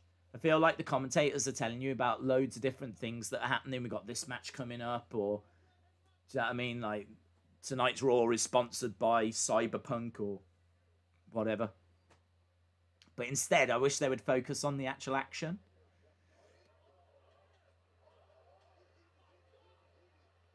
We got a fake electrocution now. He, in a why is that speaker there? Why was the speaker plugged in? Was the speaker there for them to use? What am I watching? What am I watching? What? What is this? Why was the speaker plugged in? Surely it's there for someone to use, but how would you use the speaker anyway, apart from maybe throwing someone into it? Because you're not picking up a speaker like that. So there was a speaker and it was plugged in. This is just all over the place. It's got a couple of nice things. I mean, like, I thought the picks in the fingers was great. And then some of it is just... We've had the flipping R-Truth and the 24/7 people getting involved. Now we've got electrocution. Jeff up top comes crashing down. Oh man, that was nasty as well. His head kind of coming onto the steps. I think he 1, 2, 3. Hardy gets the pin. Comes crashing down onto Jeff. Ref asking Jeff if he's all right. It's a nice end to the match. Give him props for that. And Jeff's playing the tambourine in celebration. Yes! A tambourine celebration. Take that home with you. You can have that, mate. Take that tambourine back with you. So there we go. Jeff getting the win. Why does it matter if it's plugged in? Just enjoy it. Because it looks stupid. And it's hard to enjoy things that look stupid. Like, if it's there to be used as a weapon, I can understand why it's there. Normally, it wouldn't be there. So, it's got to be there to be used as a weapon. So, if it's there to be used as a weapon, why would WWE plug it in? I mean, if you want to watch wrestling without thinking about anything, that's fine. But don't come on this channel expecting us to not criticize stupid things. Because if it's there to be a weapon, then WWE surely know that they're going to throw each other into it. If they know that, how on any grounds is it acceptable that it's plugged in? Because believe me, it's a health and safety nightmare. Right, we've got a sudden death triple threat match tonight. The winner will face Drew for the WWE Championship at TLC. And backstage, we got Keith Lee. And here's Riddle as well. Hey, bro.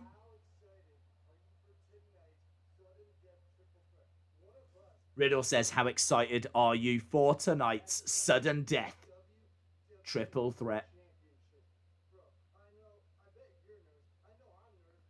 Riddle says he's nervous.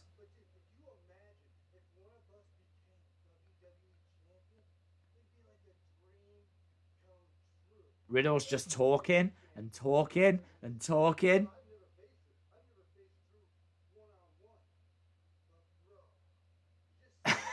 Keith's like, he's still going. And Keith's like,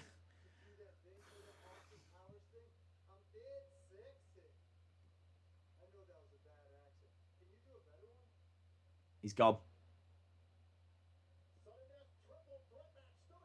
Keith Lee's walked away.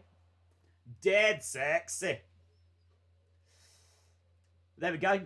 That must be, is that a new thing they're trying for Riddle? Are they going to have him, like, just talking non-stop backstage to the point where people, like, just end up walking away? I could see that working. I could see him coming up with some fun little quips in there. Lol. That was good, says BOD Talks. Yeah, it's fun. That was fun. Riddle is always high, says Jeremy. Yeah, we are at commercial break. We're almost 40 minutes into this show. Almost 40 minutes into the show. That was great, says your boy Yoshi Sensei. Riddle and Keith Lee for Raw Tag Team Champions. Keith is Batman? Does that make Riddle... Riddle must be the Riddler. Must be. Which must mean AJ Styles is the Joker. Alex says, Alex's question of the day. You mentioned a few weeks ago about the best meal that you had was somewhere in the US. Yes, it was. So what is the worst meal that you've ever had? The best meal I've ever had was at a restaurant called Manny's in America. It's in Florida. They got a few in Florida. And it's a steakhouse. But it's just got a really good vibe when you go in. It's got like license plates all on the wall. You've got the bar as soon as you walk in. The restaurant's at the side. A great restaurant when it's rammed. Every time we went in, you struggled to get a table. The steak was so succulent. They brought a salad to the table as well, and it was so flavoursome and crisp, and just the beer was crisp, and it was everything was just like, it was perfect. Everything was perfect. The service was great. The meal was incredible. It's one of those where you leave and you're like, I need to go back there tomorrow. I've got to go back tomorrow. Everything was on point. So, that was probably the best meal I've ever had. The worst meal, I don't know, to be honest. I don't know. I remember going for a meal once. I was in a really bad state of mind. I was in a really bad place because a member of my family had passed away. This is a while ago. And it was like, we ended up going out because obviously no one wanted to cook. So we ended up going out, and we ended up having... I don't know if the meal was bad or if I was just in a really bad place of mind, but just everything seemed cold and it seemed off, and it was just like we were all like in a really bad place, and it was horrible. So I can't really blame the food for that though. But that's the only thing I can think really. Don't tend to go out too much, but that place in Florida, so good, Manny's. If ever you're in Florida, check it out. Really recommend it. It gets a day's rating. Manny's. And we've got a little advert, look, with the New Day advertising that Cyber Monday is here. We've got Kofi and we've got Xavier. And they've got, obviously, lots of merch. Scarf, look, they're showing us an NXT scarf. Normally, BT Sport cut these off, so I'm glad they haven't. We've got some ugly sweaters that have got lights in. We've got the ugly sweaters behind, actually. But there's an Undertaker one, look, that's got lights in it. Undertaker bobblehead. Miniature replica title. You can get 25% extra off tonight when you use the code CYBER. 25% off tonight. Tonight only. I want that Undertaker sweater, says BOD Talks. Can I just say that they sent through these and I use them all the time now. This is so much more comfortable. And the other advantage with this, for me, was, obviously it's a green screen. I hate to break the illusion, but it's a green screen behind me. And the green reflected a little bit off the sofa. And so it meant that, like, the top of the sofa would, like, flicker a little bit because of the reflection. This actually stops that as well. So not only is it more comfortable, but it's fixed the problem for me. So I really like these. And it's made from dead people, so. Right, we've got Retribution.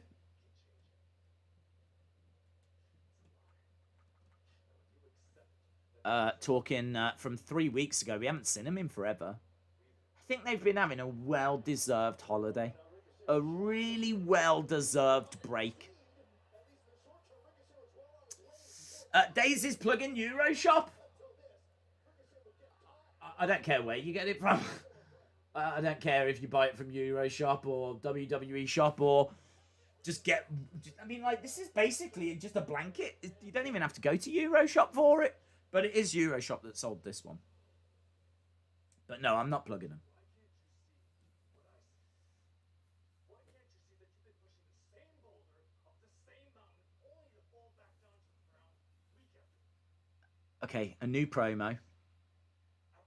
And Slapjack is front and center. to every member in Retribution?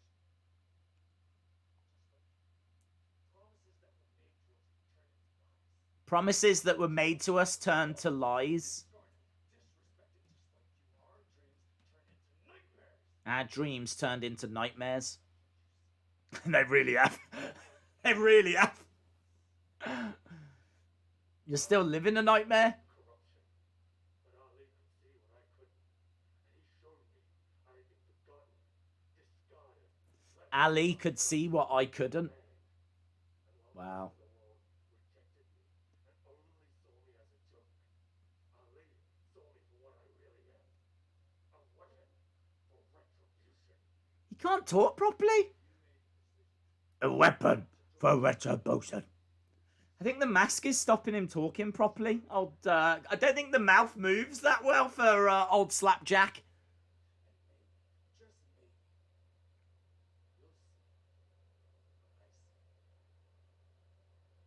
You'll see. Wow. Hey, Ricochet. Ricochet. Dave, Slapjack's mask scares me. Retribution, yeah. His face doesn't move when he talks. I don't think it can. Ali could see what I couldn't see. He's having to talk like this because his mask won't move. Phew, the one and only. Slapjack should be a Mad Max villain. Yes.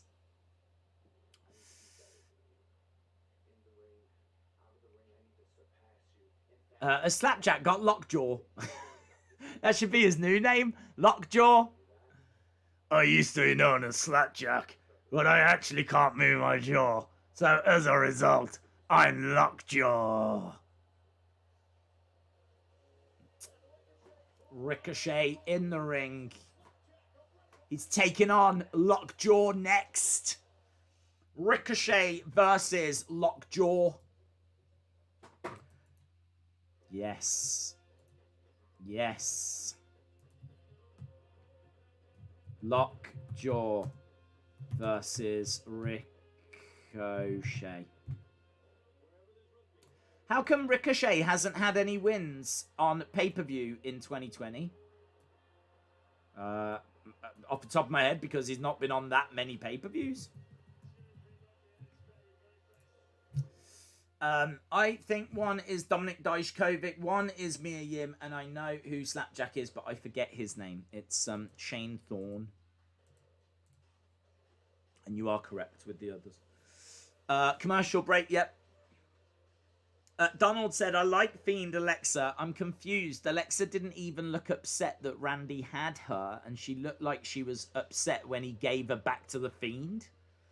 Perhaps it's like Heather said. Heather was like, why would you be upset if he was in the arms of Randy?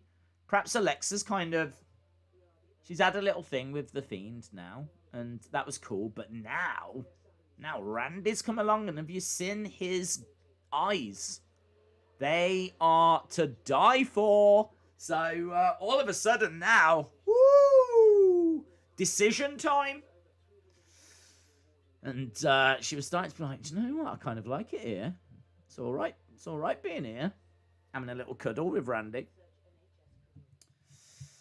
Lockjaw.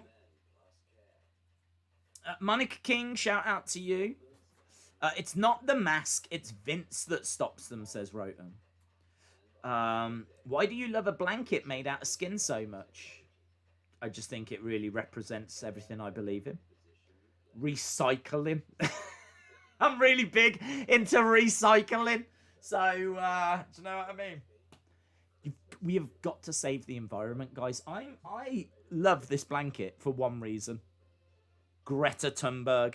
That is why I love this blanket. She taught me to love the environment, the climate, to reuse things. And this blanket is made out of dead Sherpas. And do you know what I mean? recycle them. And now now in many ways they're living another life. It's nice, isn't it? Daisy's Inner Loneliness is coming out. John says maybe Alexa was confused because she didn't know what was supposed to happen in the script. I just hope they don't end it already. I really hope it's a trap, says Donald Landmere. I love petrol cars, says Piers. How dare you, Piers? How dare you? I speak on behalf of Greta right now because me and Greta are really good friends. And she is very upset with you. She's very upset with you. Graham says, I really respect your opinion to reuse things and do what you can to help save the environment. I'm doing it for you, Graham. And I don't mean that in a way of I'm doing it for you. I'm doing it for everyone in the community. I'm doing it just for you, Graham. Just for you. So, there we go. The blanket in the back is made of the sacrificed bodies of the Raw Underground rosters. We're going to need more blankets then. Because there was quite a few people that have gone missing. I haven't seen Arturo Ruas. I haven't seen flipping... What did Babatunde become? Dabakato. What's happened to Marina Shafir and Jessamine Duke? What happened to that woman that was the presenter for 1 week? Do you remember she was with Shane? And she took the microphone. She started talking. And then he went, you did such a good job last time. Give it another go. And then she was rubbish. And he was like, I'll take it from here. I don't even know what that was about. I don't know what that was about. I don't know why these things happen. I don't know why that happened. I don't know why I was made to watch it. That would be how I would sum up Raw Underground. Raw Underground. I don't know why I was made to watch it. It was an alright idea that was executed badly and stayed that way. Right, we're underway with Ricochet against Lockjaw. Slapjack is the only one of Retribution to have a pay-per-view. To feature on pay-per-view. Tony said, this show is boring. Slapjack, 1, 2, kick out by Ricochet.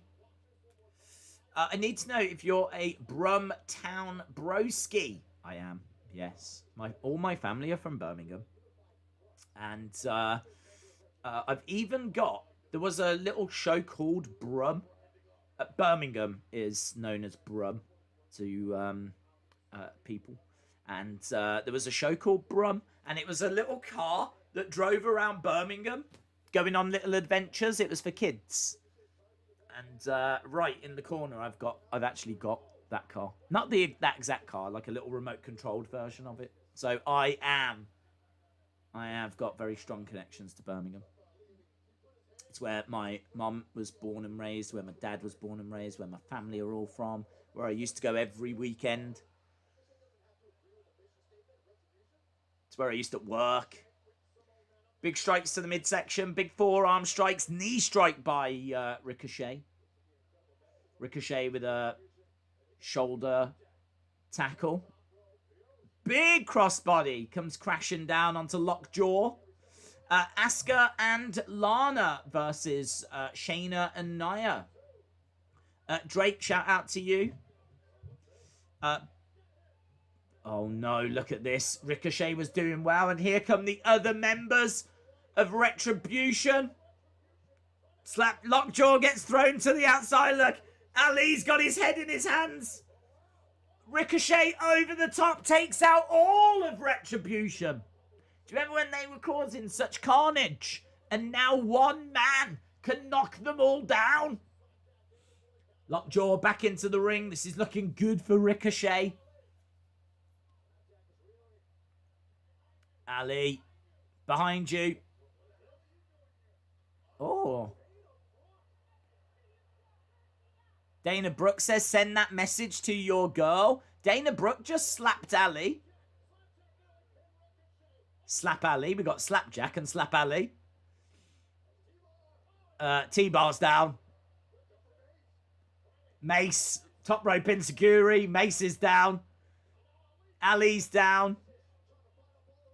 Slapjack might be able to get the win here, though, because of all the distractions. 2, 3. Slapjack has stolen the win.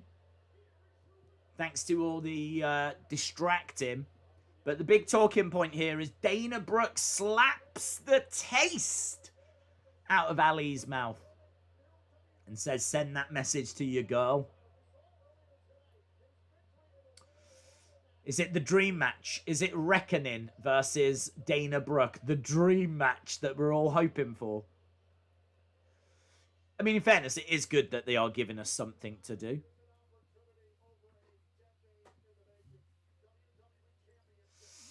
Poor Ricochet. Blackjack. Blackjack has won. Yeah, it's a big win for Blackjack. Why did Dana do that? Because Reckoning beat her up last week, didn't she? Do you remember Mandy Rose got injured?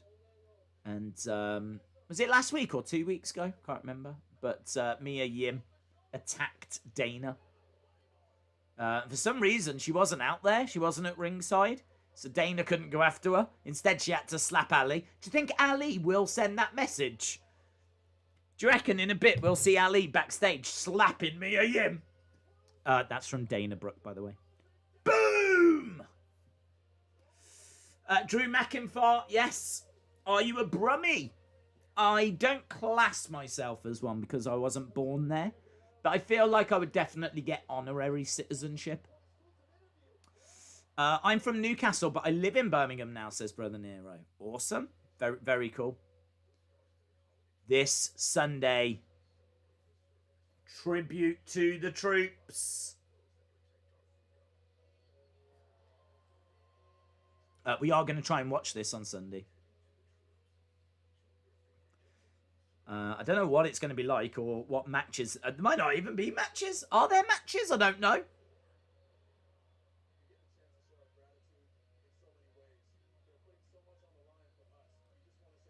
Yeah, I don't know what to expect.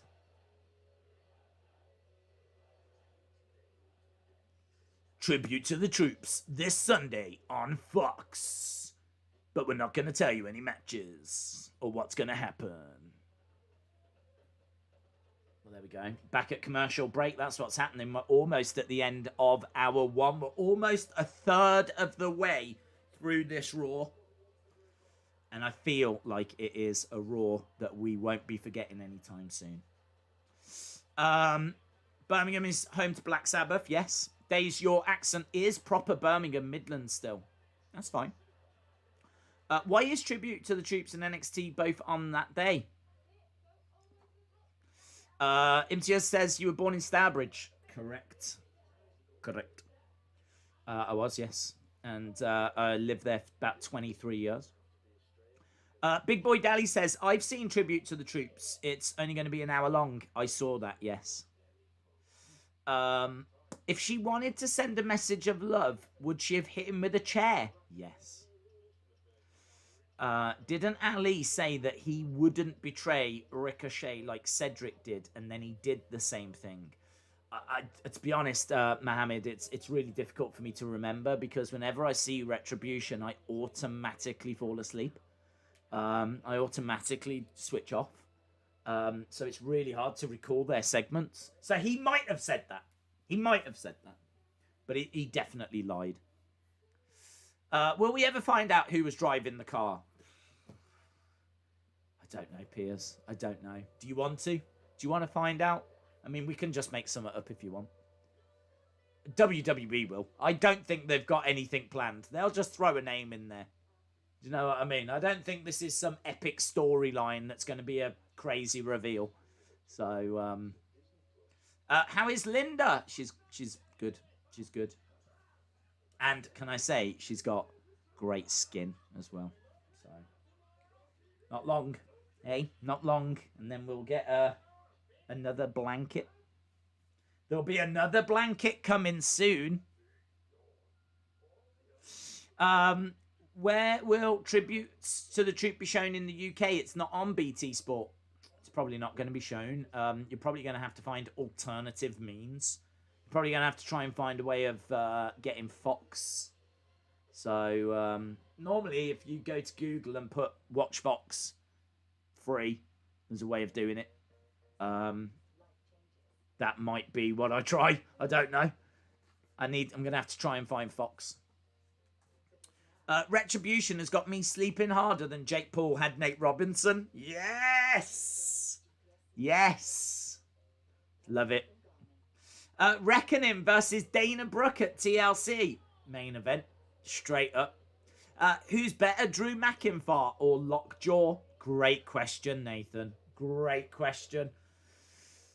It's hard to say. It's really hard to say. I would love to see Drew McIntyre join Retribution. I think he deserves Retribution against Adam Pearce. So maybe that's a story they could explore. Right, we've got more to come tonight, which is good news because there's still 2 hours left. We got Sheamus and Drew against Miz and Morrison. Sheamus and Drew versus Miz and Morrison. Hey, hey. Ho, ho. And what have we got now? Miz TV? Miz TV. Right, Miz and Morrison. Look at that suit. Look at that flipping suit. What? What is it? Is it flowers? I don't know what it is. It's a black suit with like white splodges all over. Are they flowers? Has he been painting? I think he's been painting. The Miz has been, The Miz put on a beautiful black suit and then decided to paint his house white. And as a result, there's paint absolutely everywhere.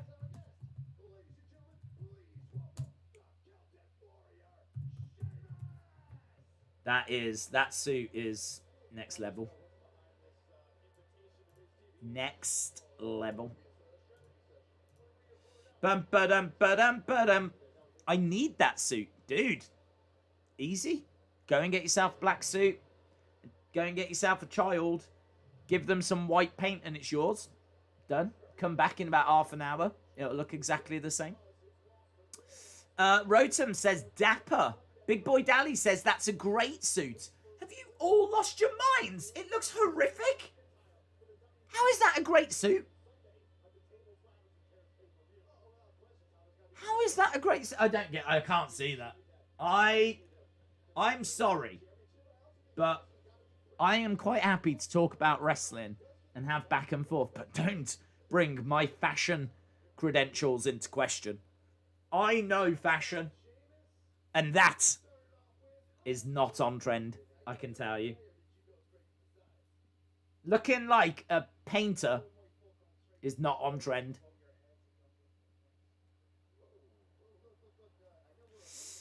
Sheamus has got a great YouTube channel. Yes. Well, I don't watch it, but I'm aware of it. Yes, it is one of those tests. What do you see? Like an ink blot kind of a thing. Mrs. Suit is telling me to kill. Guys, it's telling me to kill. I can see, when I look at Mrs. Suit, all I can see is the word kill. Pain. Murder.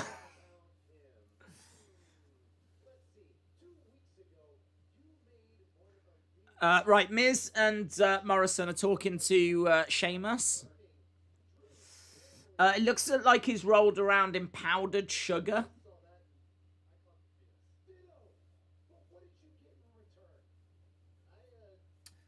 Sheamus looks like a washed-up boxing trainer. It is true. It is true. You can still do it, Rocky. You've still got it, Rocky. He needs like a little cigarette. Oh, Rocky, you can still do it. You can still hang with the best, Rocky. You're one of the greats. Either that, or I could see him like as a horse racing bookie guy.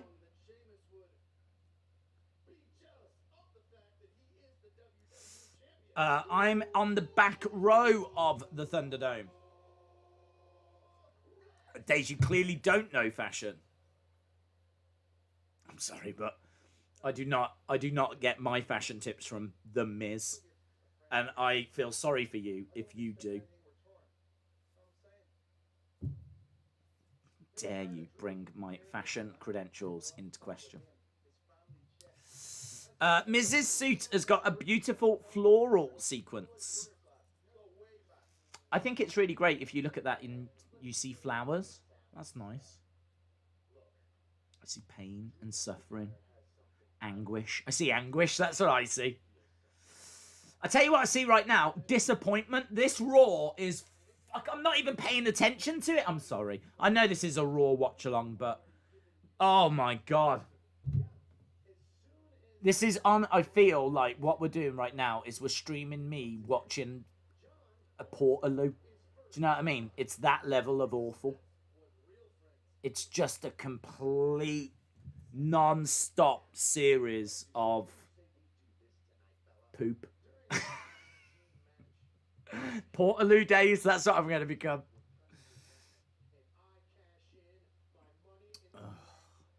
Right, Miz is trying to convince Sheamus to soften up Drew, help him, so that he can cash in his money in the bank.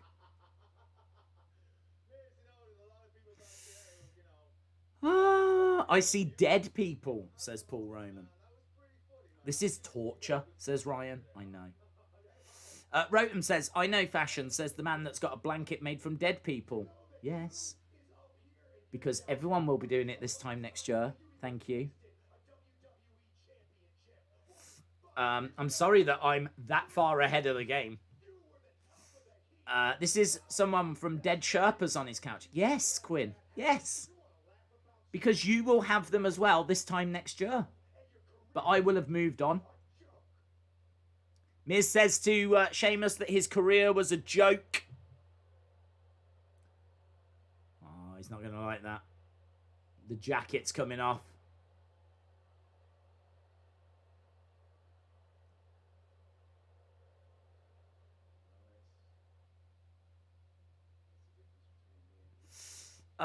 True fashion icons wear Bret Hart shirts.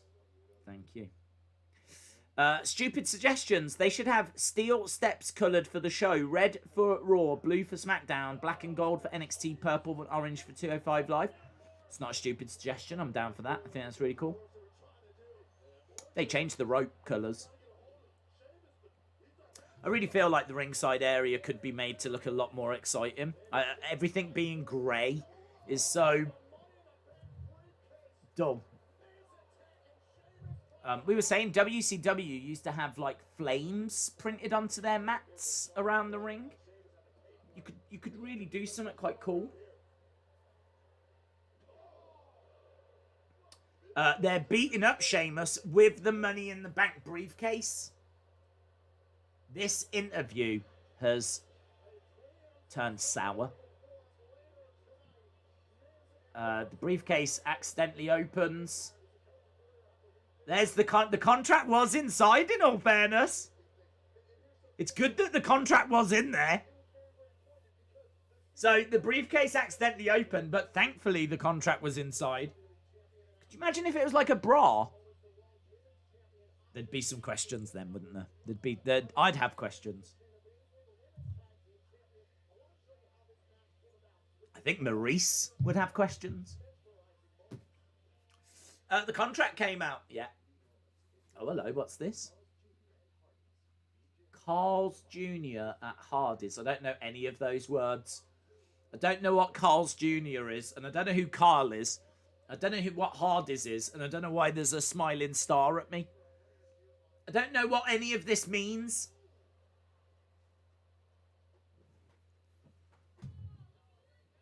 We're getting a recap. Am I meant to thank Carl's Jr. at Hardy's for giving me this recap? Because I don't want this recap. I watched last week's show. So this is actually wasting my time. So am I meant to blame Carl's Jr. at Hardy's? Is it Carl's Jr. at Hardy's? Is it Carl's Jr. and Hardy's? This is a mess. I don't know what's going on. All I know is I'm seeing a replay of when Lana didn't go through a table. And I don't want to see that replay. So I don't know if I'm blaming Carl's Jr. or if I'm blaming Hardy's. That star was just talking and it didn't say anything. The star was just like... But it didn't have any word. No words came out. It's a silent star. It's like Charlie Chaplin. Or Laurel and Hardy. It's a silent star. Oh, I am loving Lana copying Asuka.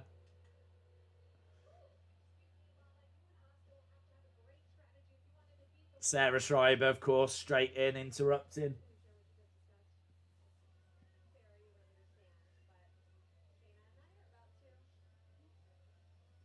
Shayna and Nia are about to understand, so I did like Asuka, like, yeah! And Lana was like, yeah! No joke. 20 seconds backstage, already the best thing on this show. Straight up, already the most entertaining thing on this show. This woman, what a dream. The best thing on this show has either been that little Asuka Lana thing or the star that moved its mouth and didn't say anything. Love that guy. I've always loved that guy. And I've never seen him before. Lana being Asuka. Days 5 out of 4 people struggle with math, says 7-star. That's a really interesting statistic. Do you sleep on that cozy couch? I already spend about 99% of my life on this couch. So if I was to sleep here as well, we would then be at 100%. So I do try to go to a different room at times. So, but who knows? I might start now. I might start. Asuka is great, says BMess55. We might get Lana through a table. I think it's done. I mean, she might go through the table, but it would have to start again, wouldn't it? They can say it's 10 times, but the streak is over, isn't it now? The streak is over.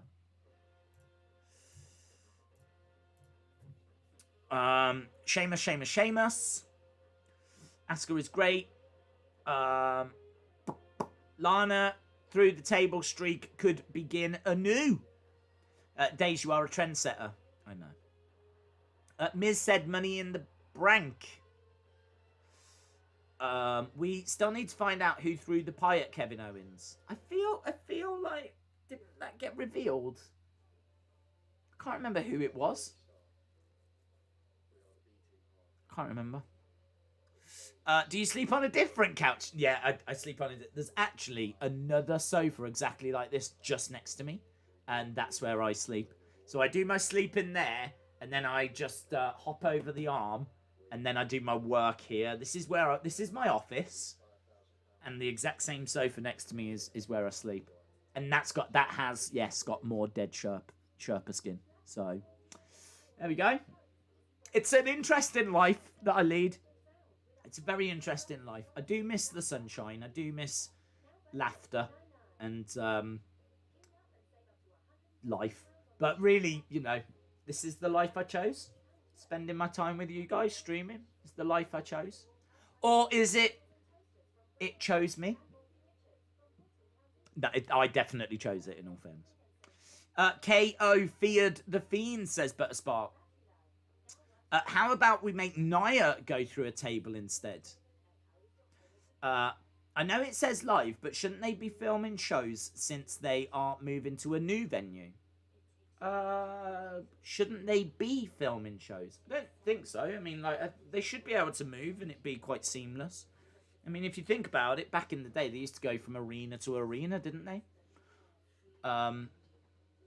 Like each week and give you a new Raw from a different place, so should be all right. How about Nia and Shayna rename themselves as the Dudley Girls? That's good. That's good. I like that. Nia, get the tables. I like that. The Dudley girls. I like it. Yeah, that's really good. I still want to see Alexa put Lana through the Firefly Funhouse table, says Dom. What sunshine? It's mostly raining and dark now, says James Chadwick. Yes, but I don't know that, do I? In my mind, everyone's outside dancing around maypoles. So, I don't know. I don't even know what rain looks like anymore. Lana going through the table now has got the impact of Taker beating Shane O'Mac at Mania. It's a good comparison. Money in the bank. Brother Nero says, who needs people and laughter? It's true. I only need their skin. That's all I need. That's all I need people for. Just their skin. Days, did you hear the news about Jimmy Rave? Oh, I did hear that news, yes. Very sad that he had an infection. And he's had to have his arm amputated, hasn't he? Which is awful news. Jim Gore says, I'm impressed with how many female referees the WWE has. They have the most in wrestling. Yeah, and they've started marrying wrestlers, Jim. The whole thing's unraveling before our eyes. How are they meant to officiate if they're marrying the wrestlers? Right, here comes Lana. She should call herself Lana Sane. Lana Sane making her way down. The who? Key Warriors. Bum, ba-da-dum. Still doing the leg thing. Always reminds me of like when a dog needs to go to the toilet against a lamppost. If I was her, I really would stop doing it. Shayna and Nia. Look at the look that Nia is giving Sarah Schreiber. It's absolute disdain.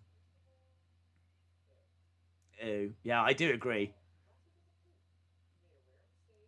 Ew. First of all, ew.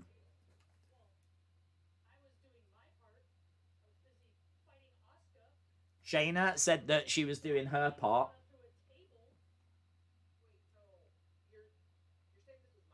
You're saying it was my fault.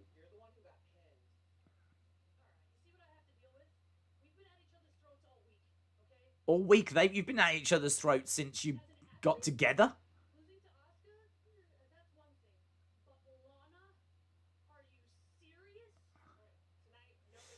No mistakes tonight.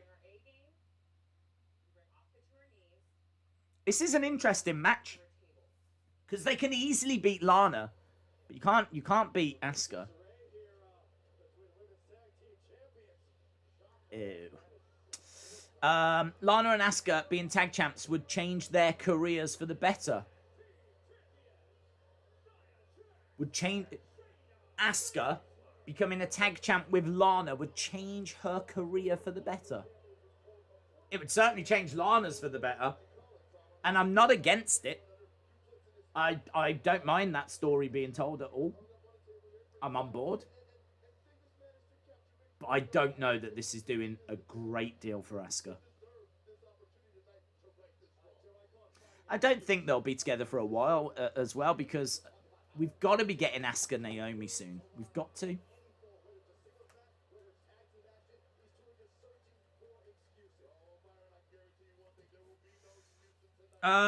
I think Nia put a little bit too much lipstick on. Don't know. I don't really care. Chips Lana. Do you remember when Nia jump scared Charlie Caruso? No. No, I don't remember that. When did that happen? Days, you should make a table emote. Yeah, that's a good shout. Days, let's start a new streak of Nia putting Sarah Schreiber through a table. I'm here for that. I'm here for that. Monica says, I'm dying of boredom. I'm ready to be recycled. Oh, that'd be nice. That'd be nice. if community members start donating themselves as blankets, I mean, you'd get on the stream. You know what I mean? I don't want people thinking this is some weird cult, but if you do want to donate your skin, then you can get in touch, wrestlingdays@gmail.com. We've got Barricade spot at the moment as Lana and Asuka are being smashed into the barricade, dumped to the ground, and perfect time for some adverts. Lana is the best. Lana #1. Imagine if Lana got the pin, says Knobfreeze. Nana's Nana. Hey Nana, what's your name? Banana, what's your name? My name is Clive. Naya's attire looks like a big glittery uterus on the side. So there we go. Keep an eye out for that. Cesaro through the pie, says Mr. TX Bone. Do you think Sheamus and Drew will become a tag team? They are teaming tonight, yes. Or is what we're about to see setting up for a feud? I can see them feuding eventually. They could go against each other like Royal Rumble time, like early 2021. But I think they'll be together for a little bit, maybe till the end of the year. But yeah, I mean, look, Sheamus is a heel, so he's surely going to do heel things. Unless they've now turned him face and just not told us. I mean, he just got beaten up by Miz. So, but that might be just to set this matchup tonight. So, it is interesting. You would think that there would be there's a big story to be told with the history of Drew and Sheamus. So, one-off pay-per-view, I think it would be good. Explore that history. I think you can make it quite compelling. Drew should retain, but...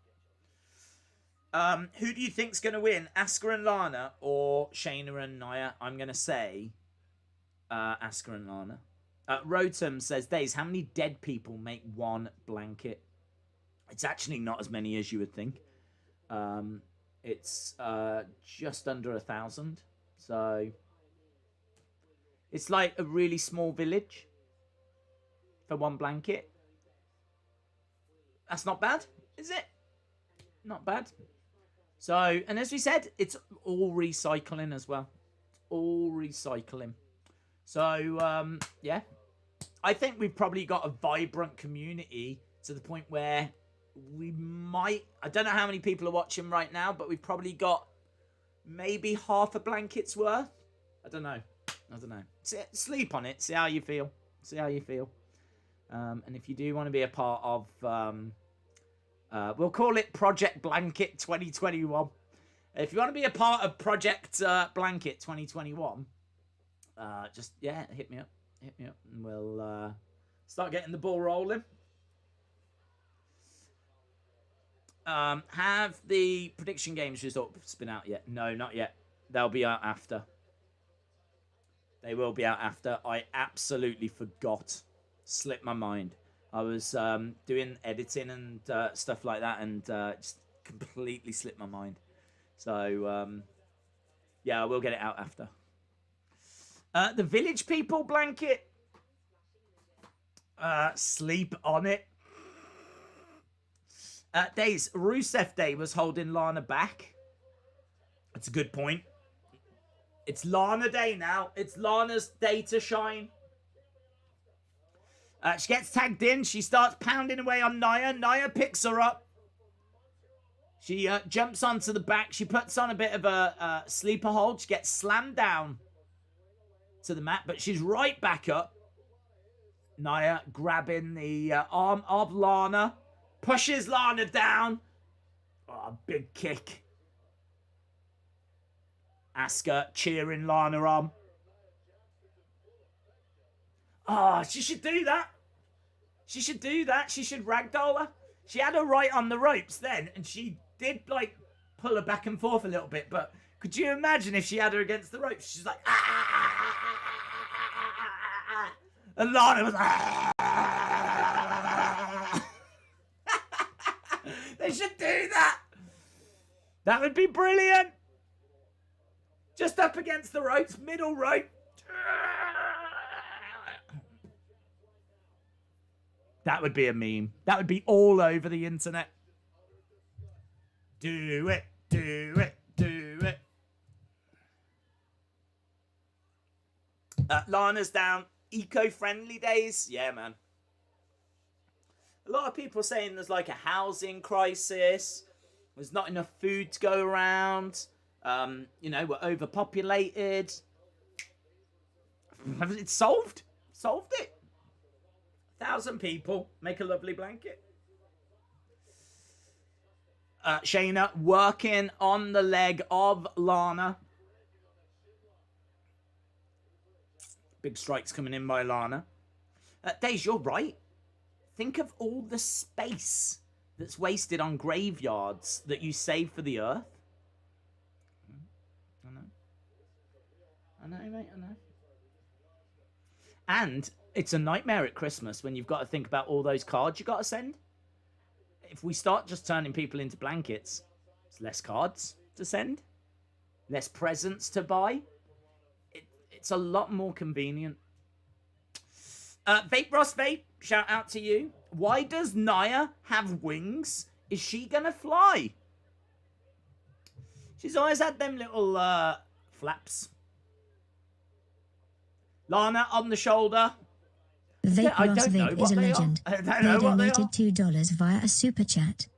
Why does Nia have wings? Is she going to fly? Just imagine if they just did start going. That would be weird. And then little wings as well, aren't they? Asuka's in.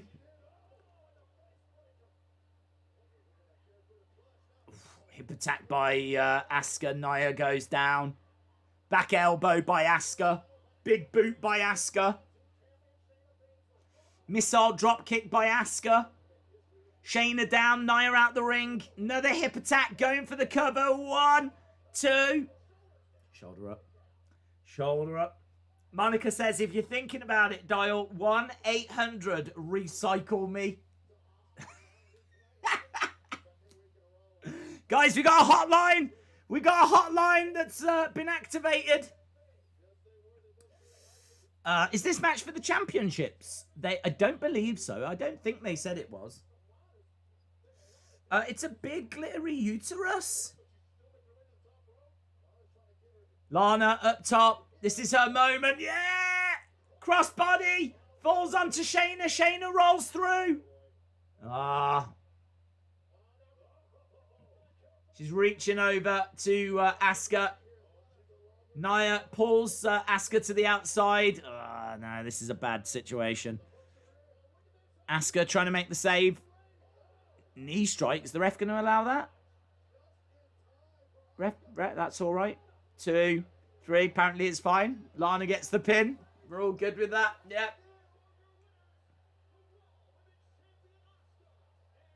Yeah, no, that's not a DQ. That's absolutely fine. But there we go. Lana gets the pin on Shayna.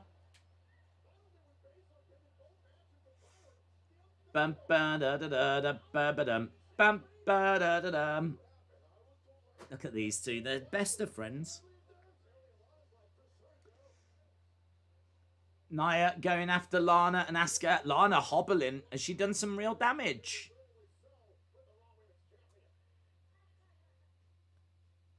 She seems to be in genuine pain. I don't think Lana's got the ability to do that kind of selling. I don't think Lana's got the ability to sell that well if she's not actually injured. Right, we got Drew.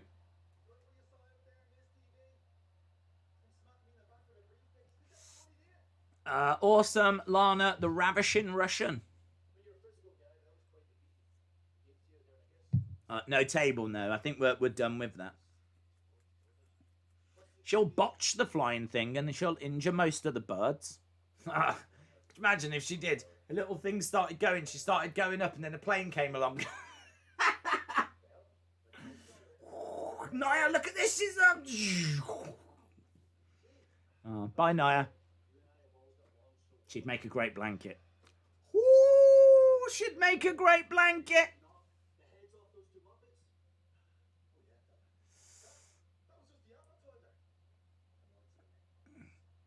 His t-shirt, I think, does it say 3, 2, 1 Claymore? Right, New Day.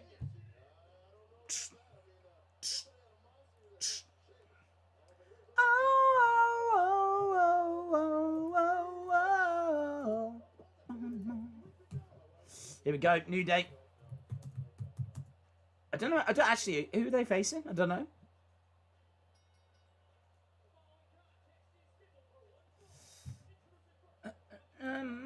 Shayna is underrated. Lana and Asuka need a short tag team title reign before Naomi returns, says the gamer. 7-star says, if at first you don't succeed, then skydiving is just not for you. It's very true. Bum, bum, bum. New Day, yep. I can't decide if WWE is trying to build Lana up with those wins. I think they're just trying to... Yeah, they are. Trying to build her up. They're trying to give her some TV time. They're trying to give her some wins. They know that she is not the greatest wrestler. So there's no way that she's going to get in there and out-wrestle people. So she's like... They're telling a story of where she is. Putting her with Asuka... You know, it's kind of interesting. It's going to be a long road. It's going to be a real long road. I don't know how they're going to keep this ball rolling, but I think what they've done so far has been excellent. Definitely, I'm rooting for Lana. I wish she would stop doing the leg thing, but I am rooting for Lana. How do you break up the New Day yet not break up the New Day? That's stupid, says James. Days, do you think it would be Randy versus Bray? I would think that we would see the Fiend. Well, I'd imagine that he'll face Bray and Fiend, but this seems to be about knowing Fiend's weakness. So I would imagine that we're building to the Fiend. Only because a lot of it, they're talking about the Fiend a lot. Oh yes, get your halftime scores. Halftime scores. What's your halftime scores? What are your halftime scores? 6, says Heather. 6.78 says Brendan. 7 says LD Cool. 2 says Wendy. 5.75 says J14. 8 says Troy. 5 says Sunny Wolf. 5 says Jeremy. 4 says Rotem. 5 says Hype Man 15. 5 says Tony. 5 says Monica. 4 says It's Malik. Days, I would like to donate my skin to channel. So expect an email. Well, I think we've set up the hotline now. 1-800... I can't remember what it was called. Monica said, recycle me. That was it. 1-800 recycle me. We've got operators waiting on the line right now. Big Boy Dally gives it a 5. Don giving it a 6. LD Cool with an 8. Austin 316 says 5. Your boy Yoshi Sensi says 6. Wendy says 5. LSW says 4. Piers says 7. Dylan on Games Y2J says 4. Chris Murphy says 4.5. Andrew Stevens says 5.5. The Gamer says 7. Esteban says 4. Mohammed says 5. David Robert Wood says 7.5. Aaron Caravan. What a great name. Oh, if I had a caravan, I'd call it Aaron as well. 5.5 or 6. Rated R Wrestling says 7.10. Nigel says 4. Moldy Spoon says 6.5. These are quite low, aren't they? Krista Zuba says 7. BBBY PSI says 5.5. Days 8.25B. What's the B for? Blankets. Dax gives it an 8. Alexander gives it a 5. Lee gives it a 5.75. Jordan with a 6. Nicholas with a 4.5. 3 out of 10. Steven says, I might give it a 619. James with a 675. 7-star with a 1-800. Soylent Banky. Oh, hang on. Right, we're back. And it's a promo. I said 5 a lot there.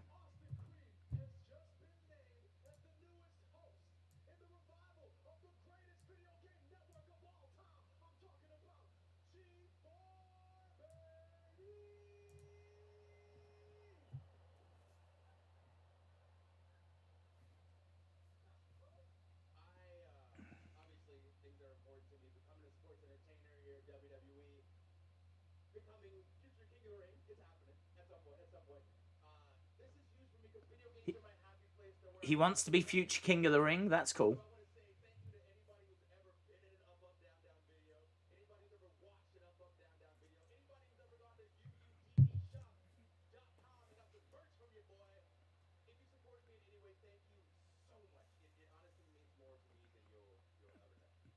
Okay, I don't know. Something's happened. We're celebrating Xavier achieving something, but I don't know what it is.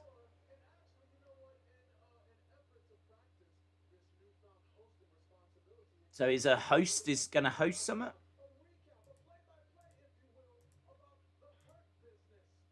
Okay, they're talking about the Hurt Business. When does Raw Underground start? G4. Okay, G4. I don't know what that is. G4 to me was a band that sang classical music. And also, it's a security company. So he's either going to sing some classical songs or is now in charge of like a security team. I have no idea what G4 is.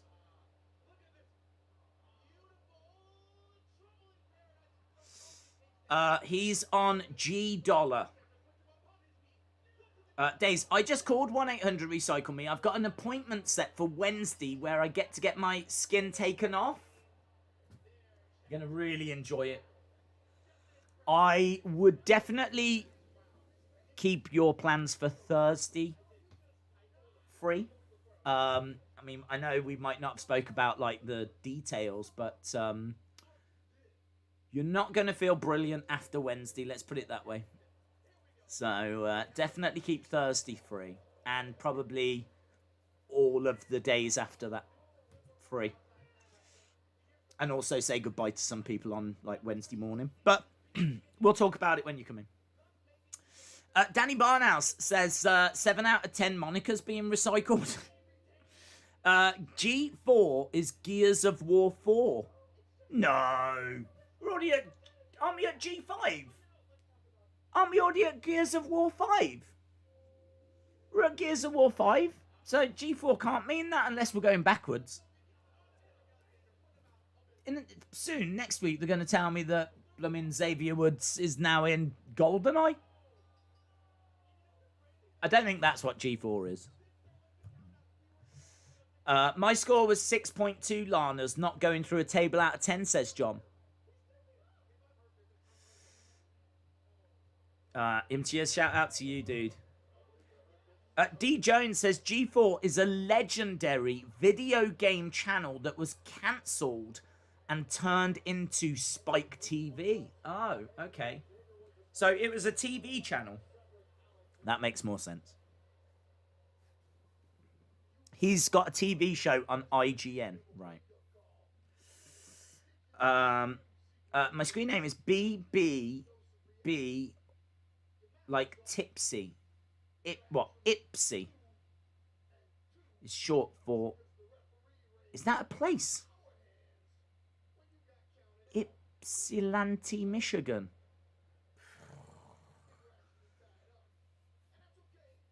I just want to call you Baby PSI. That's how I keep seeing it and reading it. Honestly, every time I see it, I keep thinking baby.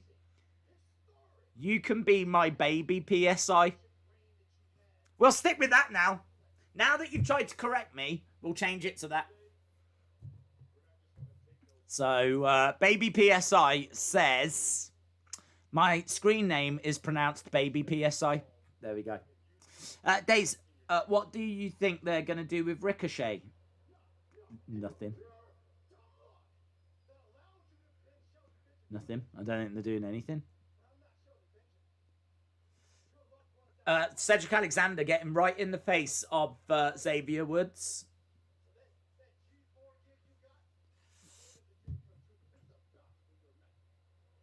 This is about to be your nightmare. This episode of Raw is my nightmare. This episode of Raw is my nightmare. Did I miss something bad? If it's bad things you like, you've missed tons. The song Mr. Skin by the band Spirit should be your next stream theme. Skin donation would be a great business for all of my... Okay, we won't go there. Another day has passed and I didn't use algebra once. Days, rate the main event in how many Vinces would you give it? I don't know, what's the main event? The triple threat match. It hasn't happened? Are you in the future? I don't know. Have you already seen it? God, I hope it's good. Something good's got to happen on this show. People are cringing the videos. What videos? The G4 videos. Naomi is celebrating her birthday. She wanted to make a return tonight, and Trinity, you and your husband be safe down there in Pensacola. Is Naomi returning? I don't know. I know it's her birthday, but I don't know if she's on the show. There's been nothing advertising her, so I don't think so. Ah, this show sucks. Says Rotom. I know, dude. I know. G4 is a humour show. Good. Raw is a nightmare today. It does not look Raw good. I hope three-way does something. Yes. Calling a 60-year-old baby sounds weird. Dude, I've done worse. Ysilanti is 35 million miles west of Detroit. Woo! That's where you go round like tons of times around the world. And then you do end up 35 miles just west of Detroit. Just east of Ann Arbor, Michigan. How do you pronounce this? Ypsilanti is named after a Greek man. Did he live there or something? Why have you got a place called Ypsilanti in America? Shouldn't it be called like Burger Town? Yeah? Cowboy Ranch. Beyonce Boulevard. I don't know. But you've named it after some Greek man. 7 Does he stars know? legend. Have you told They him? donated $5 via a super chat. 7-star. Potatoes make fries, chips, and vodka. It's like the other vegetables aren't even trying. Potatoes make fries, chips, and vodka. It's like other vegetables aren't even trying. That's true, isn't it? Thinking about it. That's true. Straight up. Good facts. Baby PSI. I don't understand. Does the Greek man know? Who was the Greek man? What did he do? How did he get that honor? When did he live? You're telling me about this, and now I'm hooked. There is nothing going on Raw, so you might as well tell me about Ypsilanti. Okay? We're all going to learn about Ypsilanti now, and about the Greek man that inspired it. So keep your eyes peeled. That is a really good pronunciation. I've never heard of it. I just Baby PSI said that it was sounded like tipsy, so I'm guessing it's Yipsy. David Connolly, so shout out to you. Danny has got so many questions. So have I. What did he do? How do you get a random place named after you? Right, we are underway with Xavier against Cedric. Ypsilanti. That's where the blankets are made. Right, come on. Come on, we can do this. Come on, we can do it. We can get through. I can get through as long as I get some Ypsilanti information. And I was like, baby, baby, baby, oh, baby, baby, baby, oh. What channel, hang on, what channel is AEW on in the UK? It used to be on ITV, and I think it still is. It's on ITV, which is one of our major channels, but it's on like at midnight, some random time. So I don't watch it that way. I watch it live on through Fight TV, which you have to subscribe for. But the replay, as long as you don't mind like watching it a few days after, and you don't mind being up at midnight, it's actually on one of our major channels. But I couldn't tell you how many people are watching it. Tonight we've got Reckoning versus Dana Brooke, so that could be fun. I was like, baby, baby, baby, oh. Have you ever been to Moscow? No, I've never been to Russia at all. Chalmers, shout out to you. Little bit of Beebs coming out. Yeah, that's where we are. That is like my emergency warning system. So, like, if Raw's good, we concentrate on what's happening on Raw. But as, like, my interest starts to fade, you know that things are kicking off when the alarm sounds. The boredom alarm. And that is any Bieber song. If any Bieber song comes out, then we're struggling. We're going down. The ship is sinking. The ship is sinking. I can hear the band playing. I can see Kate Winslet and flipping Leonardo DiCaprio clinging onto each other. We are sinking. The iceberg has been hit. We're taking on water. When did he live? Oh, here we go. Ypsilanti. I keep wanting to sing it like Desperado. Ypsilanti. Where will you come to your senses? Ypsilanti is named after the general Demetrius Ypsilanti, a heroic figure in the battle fighting Turkish tyranny. What? It hurts! So the Greeks fought Turkish people, and some random town in America went, well, we'll just name ourselves after him. For no reason. What's the reason? How do you... I don't understand. There's been many battles throughout history. Why did that little place in America name itself after Ypsilanti? Demetrius Ypsilanti. I don't know about you, but when I'm ranking my favourite Ypsilantis, Demetrius is number one. Number one. And number two. Right up there.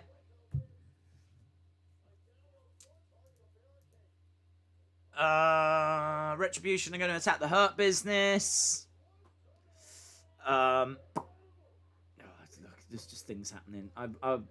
We've got Xavier Woods outside the ring. We've got Cedric outside the ring. William says, Days is collecting people's skin for a blanket. Yes. Yes. We've got an hour and 13 minutes. There are 3 towns named Ypsilanti in America. What the flip? What? Why? Cedric Alexander gets the win, gets the pin, gets the win. Things that I've learnt today. Ypsilanti is taking America by storm. You'll wake up tomorrow and there'll be even more towns called Ypsilanti. By this time next year, everywhere will be called Ypsilanti. Because no one knows why. No one knows why it's even called it.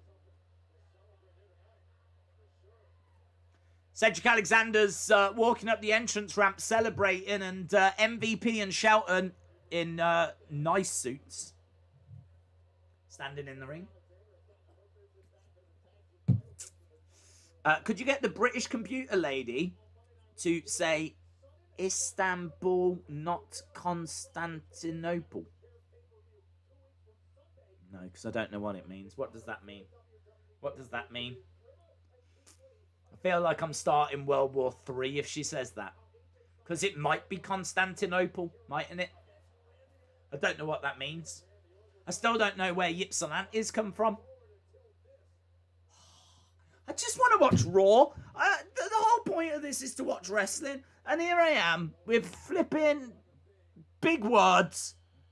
When did we start introducing big words onto the stream? When was that allowed? I'm pretty sure we had a no big word policy. And now you're dropping things like Ypsilanti and Constantinople. I can't cope with this. Can't cope. Just asking too much. I just want to cheer the good guys and boo the bad guys. That's all I want. Tom just said Riddle and Keith versus AJ. Silly Tom. Silly Tom.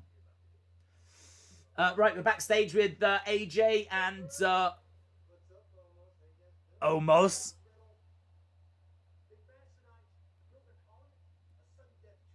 Sudden death triple threat. Riddle is talking to AJ. This could be fun. Something fun might happen.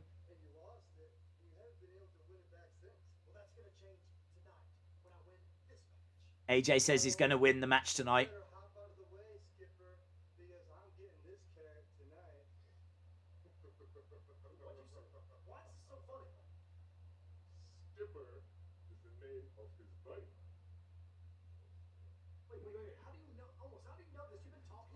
Omos.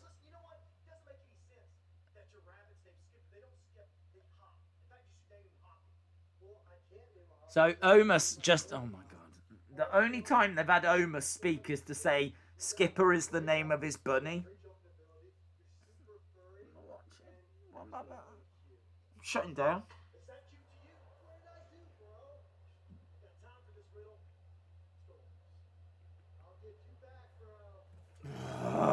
William Hensey Days, there's a town called... I'm not reading that. Oh, God, she can't read it either.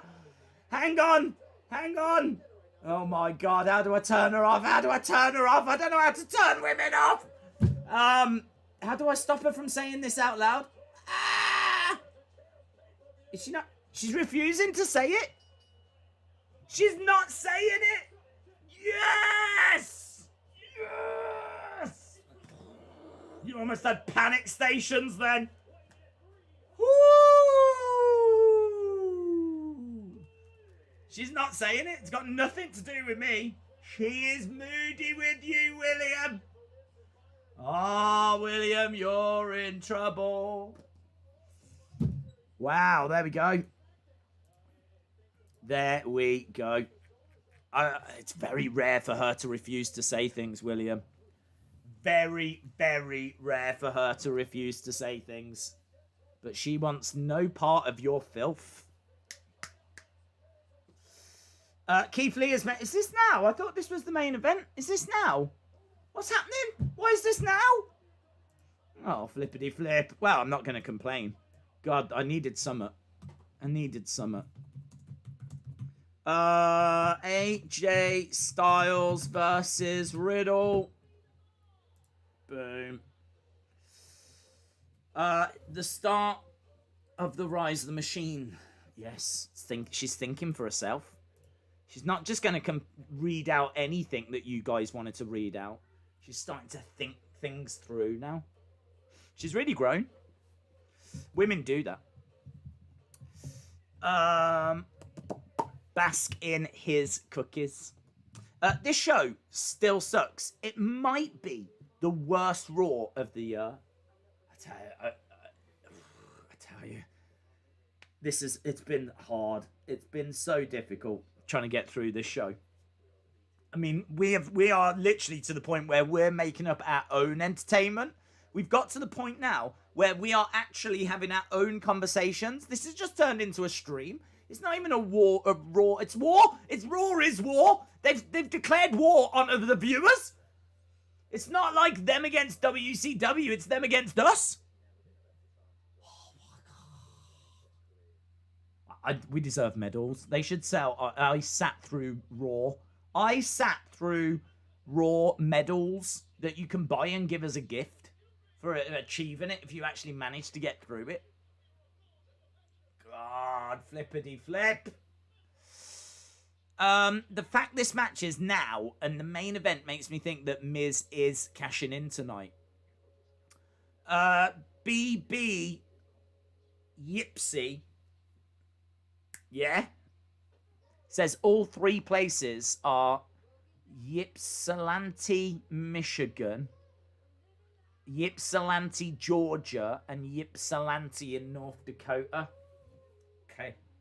Still explains next to nothing. I'm still none the wiser on why you've got places in America named after some random Greek dude.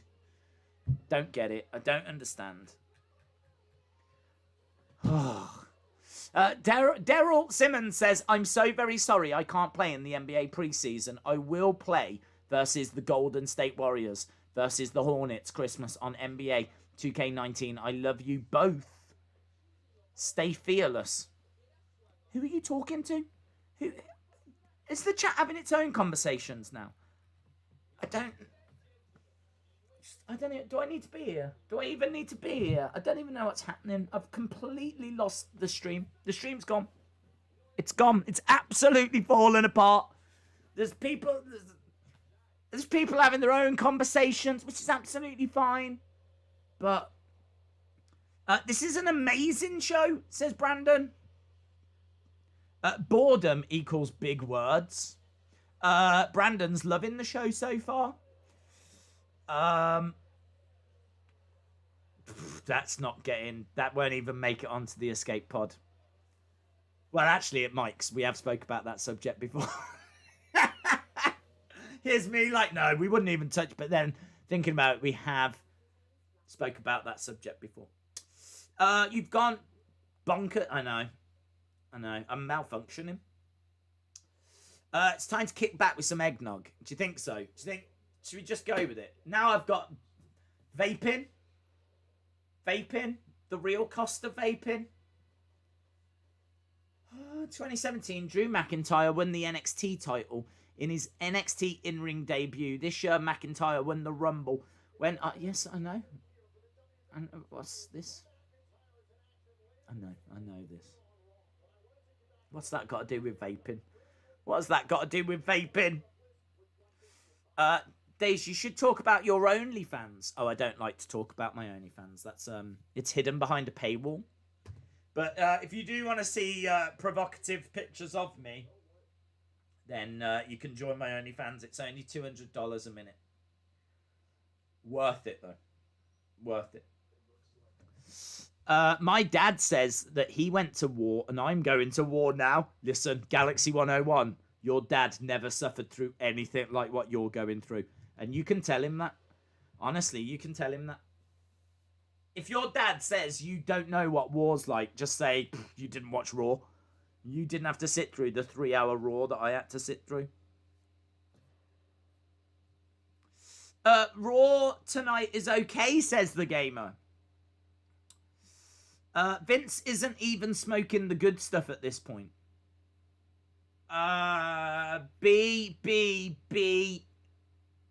Ipsy. Where I live was originally a trading post that was set up in 1809 called Woodruff's Cove, but they changed it to Ypsilanti in 1829. But why? Why did they do that? Why? I think we can ask that question tonight, can't we, quite a bit? Why have they given us this show? Why did it start with Alexa being snuggling up in Randy's arms? Why have we got this match now when it's seemingly the main event? Why is Ypsilanti Mania running wild? It's very much... Tonight's stream is brought to you by the letter Y. LB says, this is viewer abuse. I would rather watch another Nate Robinson fight. I would rather be Nate Robinson.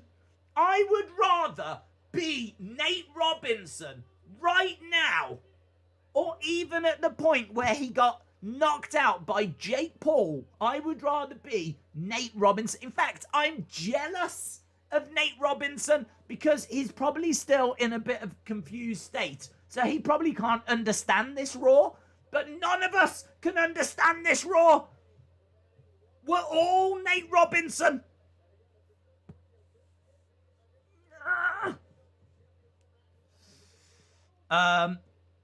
Days, what about the Firefly Funfly? Well, I hope we do get that tonight. You'd rather be KO'd? Yes. I would rather be KO'd and internationally seen as a laughing stock, which I already am. In many ways, I've already achieved that goal. Then have to sit here and watch this. Any more of this. Any more. My tank is empty. They've drained me. There's nothing left. I've got no positivity. Turn me into a blanket! Just turn me into a blanket! I'm ready! I'm calling! I'm gonna call 1-800-RECYCLE me! I can't go on! I'm gonna speak to Tina, she'll sort it.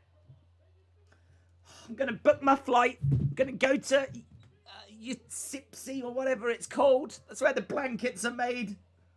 If they're gonna keep doing this every Monday, if this is the quality of show we're getting, I'm not sticking around. I would make a sweet blanket as well. And I put on a bit of weight as well, so you're not going to need 1,000 people if I'm going to be a blanket, let me tell you. You probably only need me. Oh, you could probably get a good blanket out of just me. And pillows. You could probably get a whole bed set. You could have a blanket, you could have covers, pillows, throw cushions. You could make a lovely throw. You could make think about this face as a throw cushion. That's what this face was made for.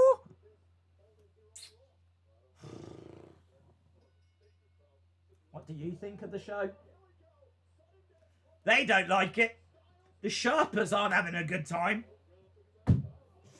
Right, into the barricade goes AJ Styles. Come on, we can do it. We can do. How long we got? Oh, under an hour now. Under an hour. We can do it. And we've got a decent match. A match that means something. AJ, Keith Lee. AJ in the ring. Firing kicks at Keith Riddle. In there as well. Winner will face Drew at TLC. They changed it to honor Ypsilanti. I was not around to vote. I like Woodruff's Cove better. Population is 20. But we still don't know why, do we? How? We still don't know why.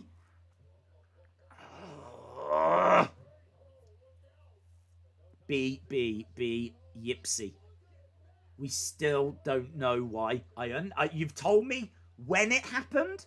You've even told me what it was called before it was called Ypsilanti. But we still don't. How did they come up with Ypsilanti? Why? Just why? Just why?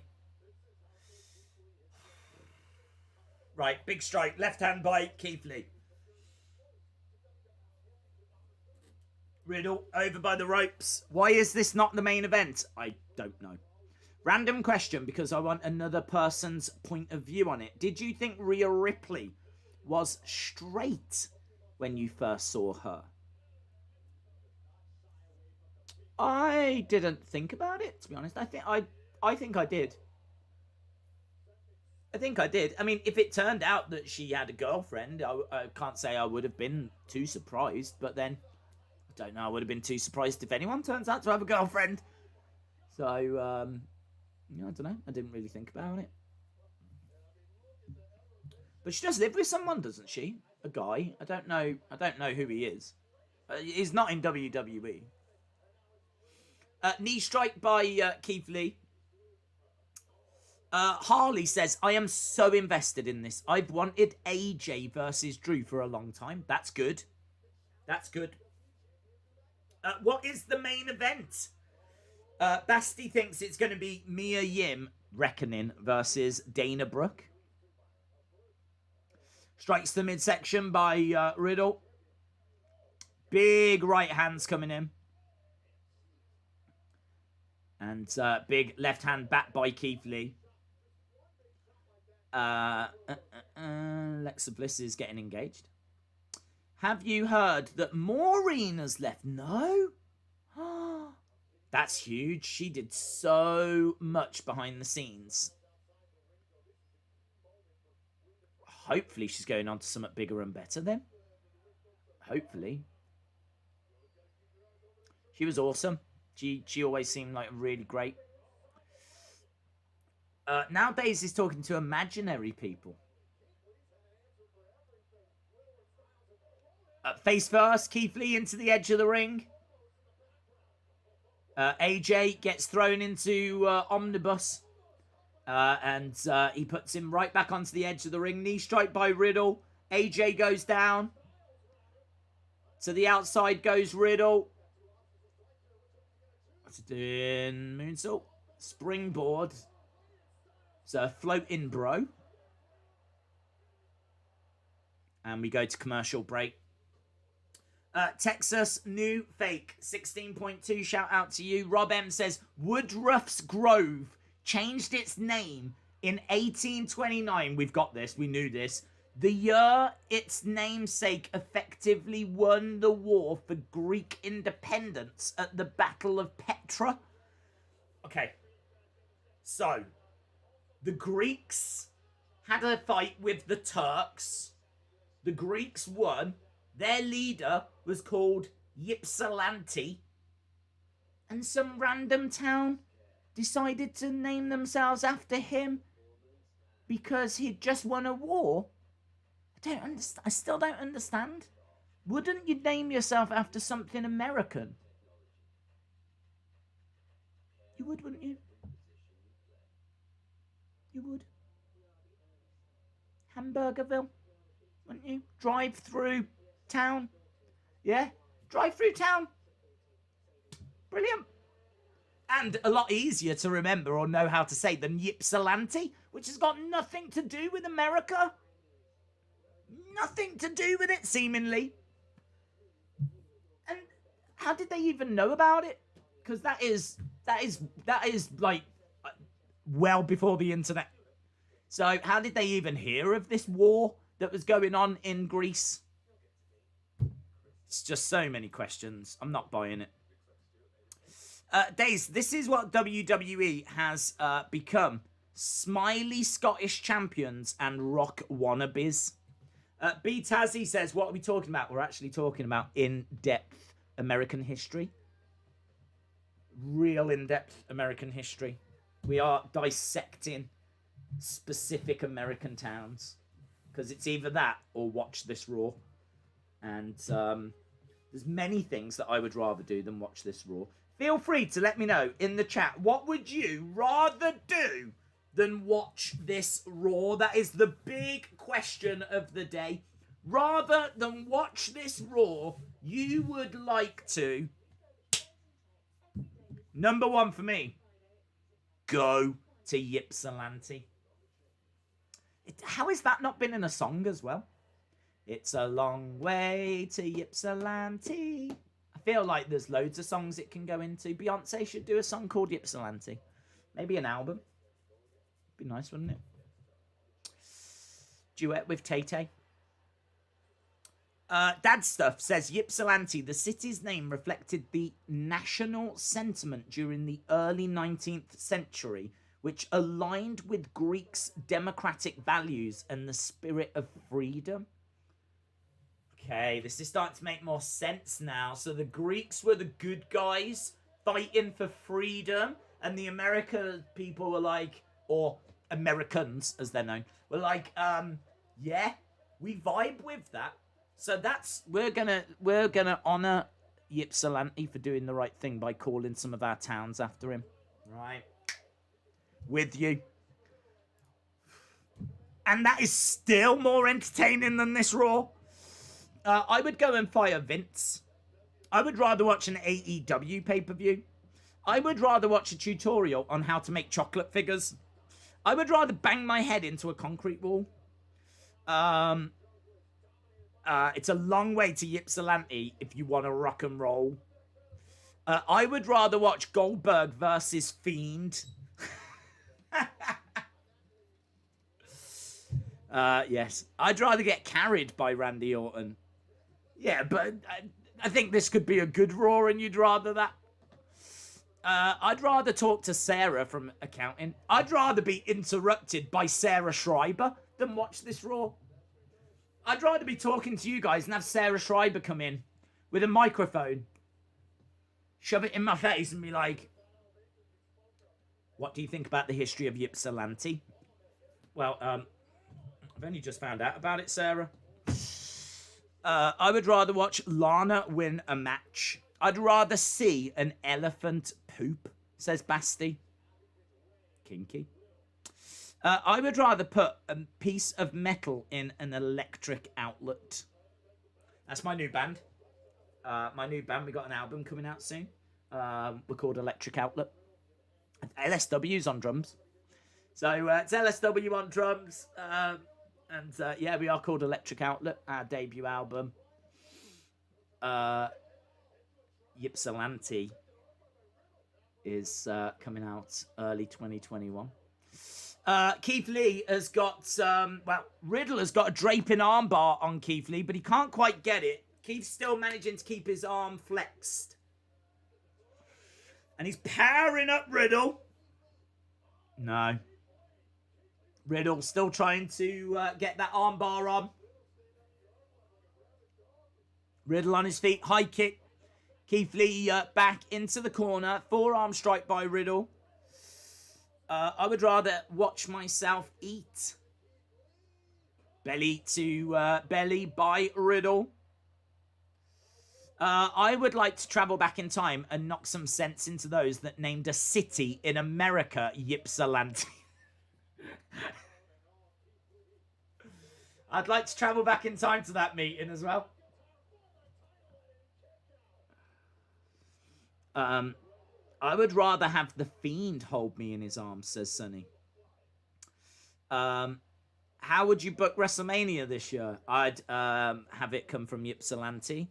And the main event would be the Greeks versus the Turks. And, big strike by AJ. And it would be better than this Raw. But this match is okay. I feel like I'm disrespecting this match. So I feel like I should give it more attention than I have. I'm just... the show's put me in a really bad frame of mind. The show has just... you know what I mean? It's not my fault. It's hard to get up for this match now. Low blow. Is it a low blow? It looked like a low blow. Might have been a headbutt. Keith Lee in the corner with AJ looking for a superplex. Riddle hurls himself at Keith. He's going to go for a... wow, look at the strength. No, his back gave out. His back gave out. Keith hurls Riddle. Big crossbody by AJ. 1, 2. AJ gets knocked onto Riddle. And couldn't get a pin there either. Days, should you bully me? I want to see what it feels like to be John. Oh, I didn't bully John. The stream was hacked. Back elbow by AJ. Duck underneath. High kick coming in by Riddle. Big right hands. Lovely series of strikes. Looking for a back fist. Duck underneath. Nice Pele kick by Riddle. AJ goes down. Picks up. Nice German 1. Bridge in 2. Kick out by AJ. Riddle with spittle on his mouth, screaming, but Keith tries to hurl Riddle. Behind him, he lands on his feet.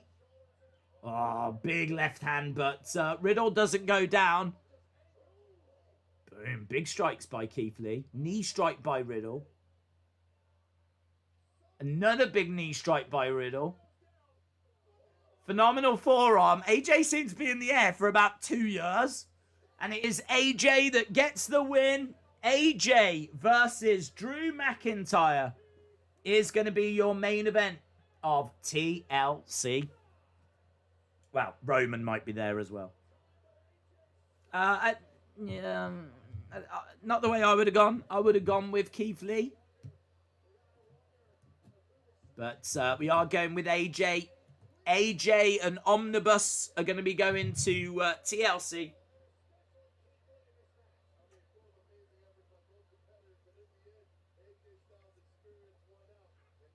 I would love to see Keith Lee against Samoa Joe. Days, there is a song on YouTube called Back to Ypsilanti by Lee Osler. Oh, I love Lee Osler. I'm a huge fan of Lee Osler. Never heard of him. But that song came out in 1983. Oh, yes. Back to Ypsilanti. Ypsilanti. Let's have a look. I might not be able to play it because, like, if we end up getting a copyright strike, then we won't ever be able to stream. And honestly, if I am getting a copyright strike, this is exactly what I would want to get a copyright strike for. Ypsilanti. I'm going to listen to it and I'll tell you if it's worth listening to. Oh my god, yes, it does exist. Okay, here's a bit. It's got horns. Ah! It's got mad groove. Dun, dun, dun, dun, dun, dun, dun,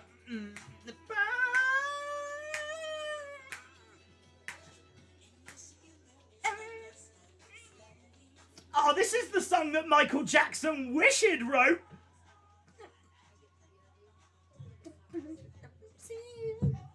Yeah.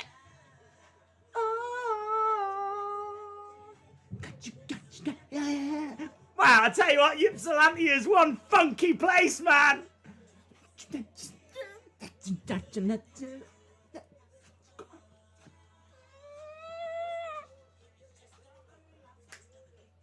Oh, this is like a lost disco classic.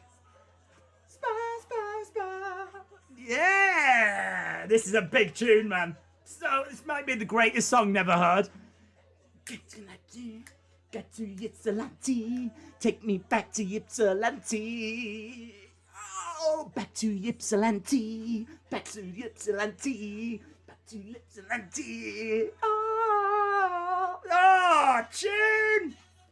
Big tune. Big tune. Just found my entrance music. Woo! Let's get that shared. If you want to experience the joys of Back to Ypsilanti, massive tune, then we'll get that shared over on Twitter. Wow. Let's go back to Ypsilanti. How the flip do you spell it? YP. I mean, what word starts with the Y and then a P? YPS. Ypsilanti.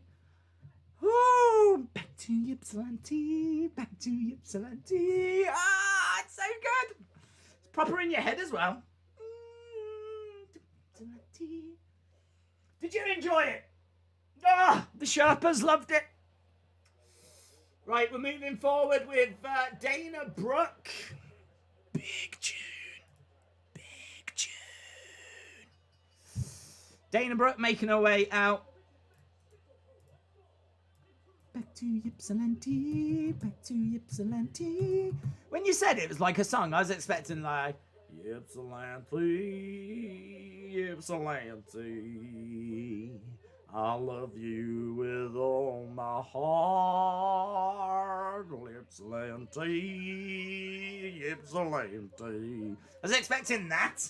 I wasn't expecting back to Ypsilanti, back to Ypsilanti. I was expecting this disco classic. Unbelievable. Reckoning.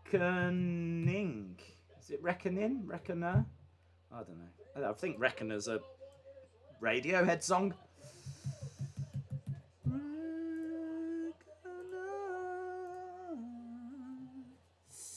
Right, we are going to, we're going back to commercial break. We're going back to commercial break. No scenes tonight, but tunes. Big tunes as well. What do you think of Raw? What's Raw? What's Raw? What? This has turned into a Ypsilanti watch-along. Days, the tag match is the main event and not the triple threat. Do you think Miz is going to cash in? I think he'll try. I don't know if he'll succeed. James Godfrey, shout out to you. Days, have you ever had a Domino's pizza? Originally founded in Ypsilanti. No, it wasn't. No, I've got to Google that. I've got to Google that. Are you telling me Domino's pizza started in Ypsilanti? Domino's pizza. Wikipedia.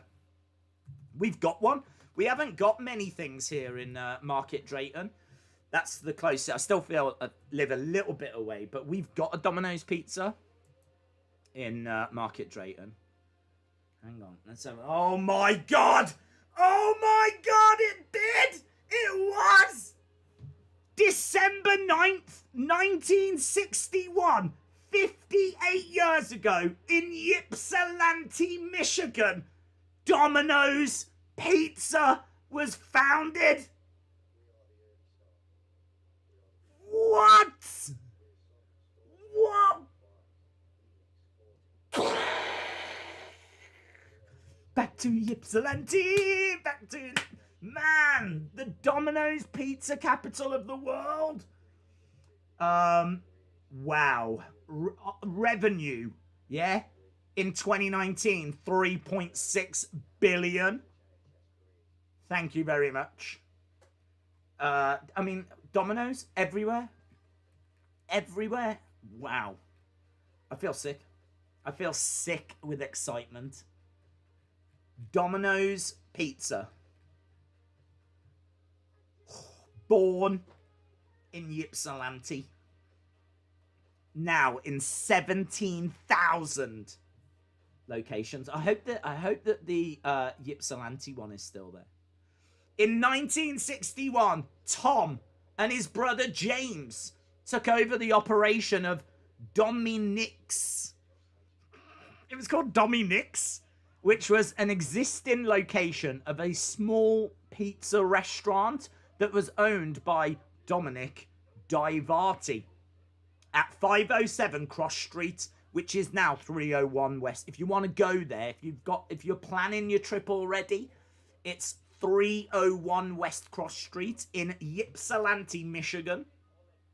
So there we go. It was called Dominick's. But why did they change it to Domino's? Hang on. Let's read on. Welcome to Domino's Days. Tom had purchased 2 other pizzerias. He now had 3. Montague wanted the stores to share the same branding, but the original owner forbade them from using the Dominick's name. One day, an employee, and we know the name, it was Jim Kennedy, shout out to you, returned from a pizza delivery and suggested the name Domino's. They loved the idea and Domino's was born. So it was Dominick's. But apparently some random dude came back from delivering his pizza and went, how about we just call it Domino's? And they were like, that is genius. That is, oh my God, that is so good. I mean, I feel like it's pretty obvious. Well, there we go. But now he's going to live forever. As will Ypsilanti, where it all began. Whew. Number 1, Billboard country artist. Hardy is going to be playing at Tribute to the Troops. Hardy is going to be playing the Ypsilanti song in the Tribute to the Troops. We've got Reckoning in the ring as well. Dana Brooke against Reckoning.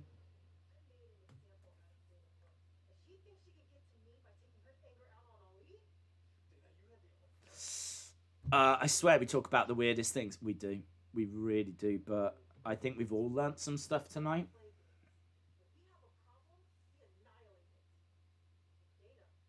When we've got a problem, we annihilate it. You will meet your reckoning. Right, here we go. Reckoning against Dana. First time we're seeing Reckoning in action. Oh no, her mask has come off. Oh no, guys, it's Mia Yim. It's Mia Yim. I can't believe it. Her mask has come off. Oh, Dana Brooke has slapped the mask right off of Reckoning's face. This is, oh my God, it's carnage. It's Mia Yim. I can't believe it. Something else has come off now. She's falling apart. There's bits everywhere. What's come off now? What's that? Reckoning. Oh my God. Identity confirmed. We can see her true identity. What repercussions are there gonna be for Reckoning? Ali can't be happy. He made her wear that so that she would know the embarrassment that he was going through. Although I bet she's feeling that embarrassment right now. I can't, guys, it's Mia Yim. It's Mia Yim.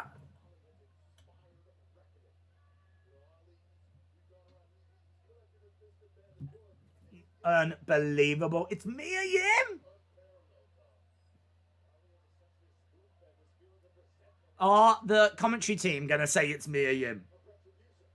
Or are they still referring to her as Reckoning?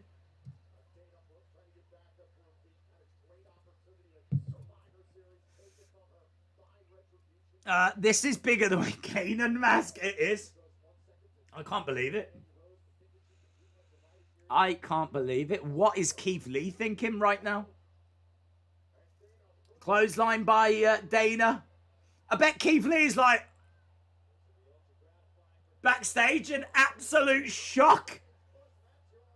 She told me that she was just staying at home. She told me that she was giving up wrestling. She told me that she was planning a trip to Ypsilanti. Dana Brooke has pinned Mia Yim. Keith Lee must be shocked. He must be shocked. Can't believe it.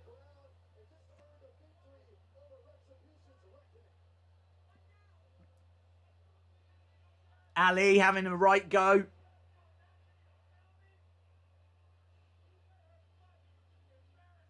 You've let her embarrass me. There's no failure in Retribution. What are you on about?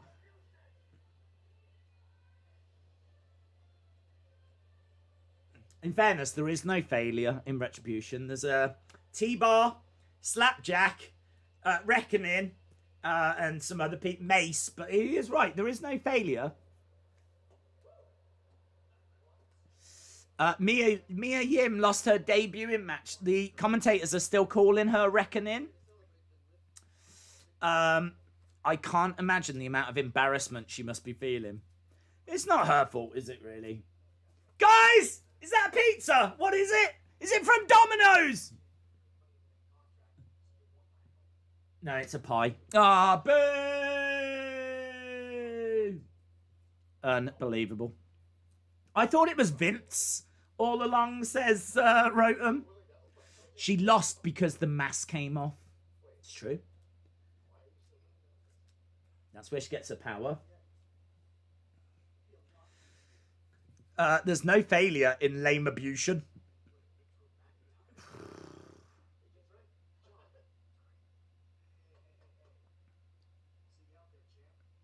Whose face is going in the pie? Normally someone's face goes in a pie.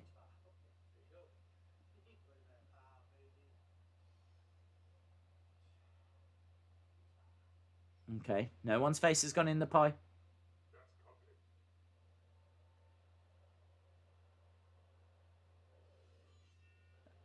Omar says that's a cupcake because he's big. Do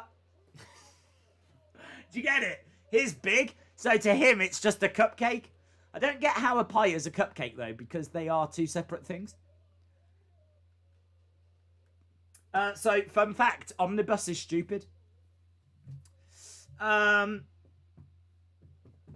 and prayers. We need a Kiss My Bum Club. What? Lana's new spot, pie in the face. It's a pie. It's not a pie. It's a cupcake.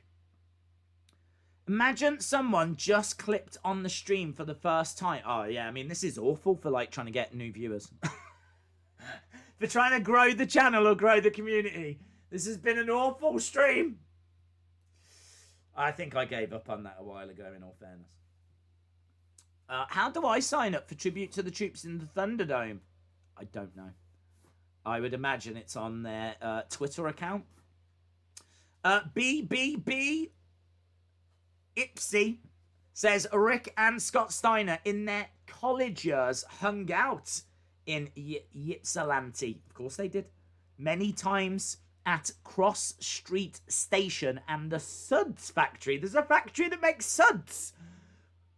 What? Isn't that like when you've got too many bubbles in a bath? Don't they call that suds? You got a factory that makes them. Of course you have. It's Ypsilanti. Anything goes in Ypsilanti. Andrew says, this would have been a good time to smash Lana through a catering table. It's always a good time for that. Mark Clark says, that's why I like NXT. They give talent a chance to shine. Tatiana says, I hope Miz cashes in tonight. Harley says, if we get Miz versus AJ instead of Drew versus AJ, I will jump out of my window. Also, if Miz interrupts that dream match at TLC, I will jump out of that window. Okay. Can I have your skin? I mean, that way, if you've not been with us long, that won't make much sense. And you are also probably reporting me as we're speaking, but to people that have been on the channel for a little while, that will make sense. Bubble Factory. Apparently so. Do you think Sheamus could turn on Drew tonight? I could, but I'm not expecting it. Sonny says, my favourite teacher's brother-in-law owns a part of the Domino's food chain. Okay. Brother Nero says, Days, I'd rather get a maple syrup enema than sit on an ant or sit on a ant. I can't even talk. How long's left? 29 minutes. I'd rather get a maple syrup enema and then sit on an anthill than watch this Raw. I want pizza. I now also want pizza. Days, can you give us your best impression of Angry Miz Girl? I don't know that I can. I don't know that I've ever felt anger like that. It's like that, isn't it?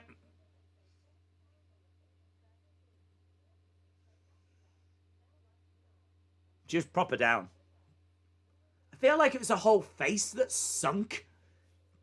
It was a whole lifestyle that she was conveying. The Suds factory was a disco dance club. Of course it was. Of course it was. The Suds factory. That's where they smashed that hit out night after night. Back to Ypsilanti is just all they play at the Suds factory. Of course it's a disco dance place. Of course it is. Oh my God, that makes so much sense. Domino's is horrible pizza. It came cold 3 times. Well, it's probably because you live a long way from Ypsilanti. So it had to travel quite far. So, I don't know who to blame. I just screenshotted that. It is now my new profile picture. Excellent. Right, after Raw, we've got Ricochet, Sheamus, and Dana Brooke. So there we go. Essential viewing. Days, your future honeymoon should be at Ypsilanti. It will be. Don't you worry. Angry Miz Girl hasn't smiled since that day. We're backstage with Riddle and MVP. Hey, bro.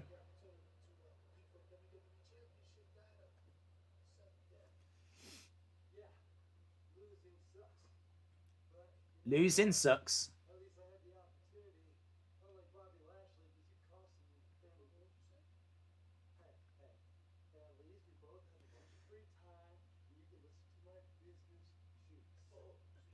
Riddle says...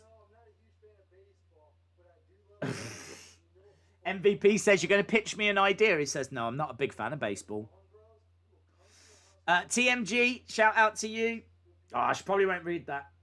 I'm highly confident that Vince... TMG is a legend. Is she going to read They it? donated $4.99 via a super chat. Is she going to read it? I'm high. Why confident that Vince is super pissed about Mia Yim's mask coming off?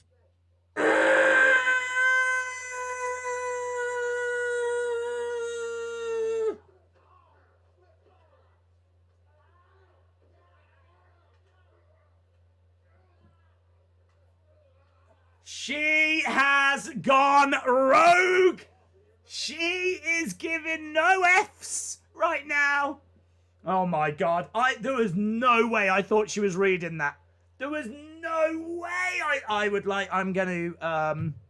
there will be a full investigation as to what has just happened there. I would like to apologize on behalf of everyone that works here at Wrestling Days Limited. There will be disciplinary action.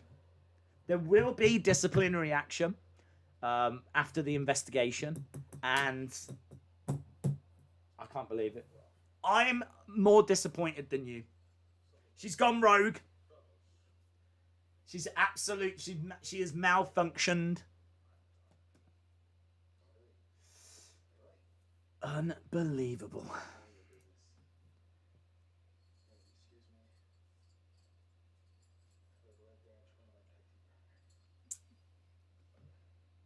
Okay, there was a little bit of back and forth between Keith and Sheamus. We got Charlie Caruso in the ring.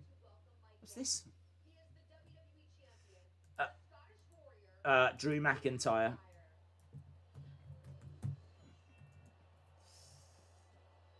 This episode of Raw is more boring than watching Eva Marie wrestle. This episode of Raw has driven Emma, our voiceover woman, to now swear live on stream, which is something she has never done before.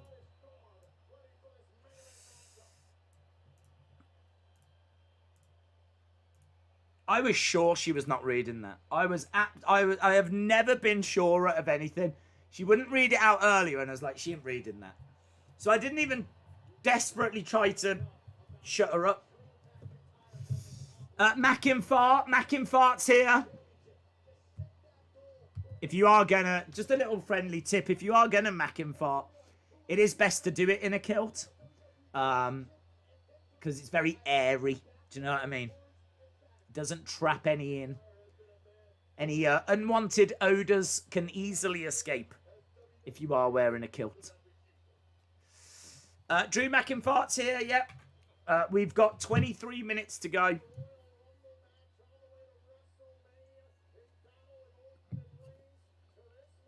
Charlie Caruso should say, hey, McIntyre.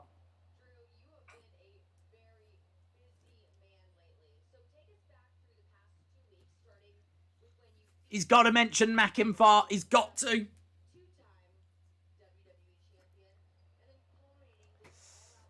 McIntyre is here.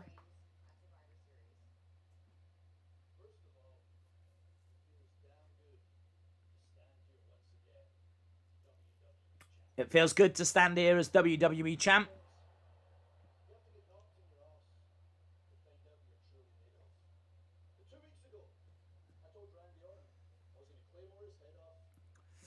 Days, I really want Drew and Roman to retain until Mania 38. But that is true, Ghostwriter. You are true there.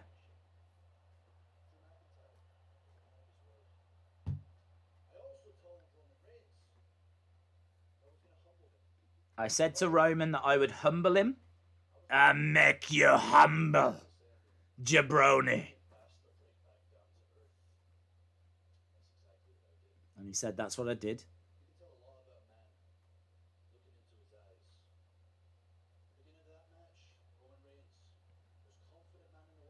Roman was confident.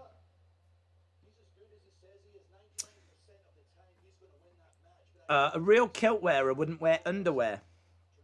Yeah, the only problem is, though, when he wrestles a match after, that would get awkward. because he does have to take the kilt off.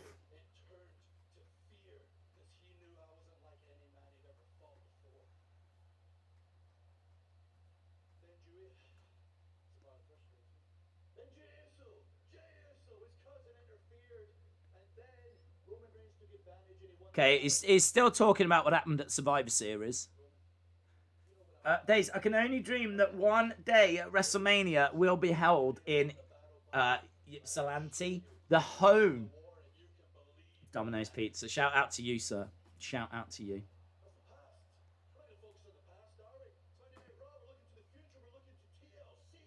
Right, we're looking to TLC. Yeah, I think we should look ahead to TLC because we know as of tonight, Yeah. you will officially now be defending your WWE Championship against AJ Styles. AJ Styles. TLC. So, how do you keep your focus on Styles with the looming threat that is very much a constant? So Charlie says, how are you going to keep your focus on AJ Styles with the looming threat that is The Miz? Gotta be careful entering the ring with no underwear. We want Skittles, says Kermu de Frogu. Domino's taste like cardboard to me. Several of the French pizza franchises are in Ypsilanti are much better. Well, we'll probably get them in about 20 years' time. Things tend to start in Ypsilanti and then take over the world.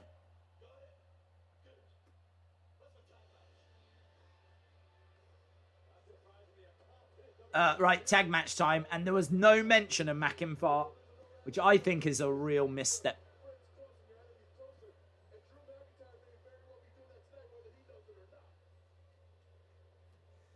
Right, Sheamus coming down.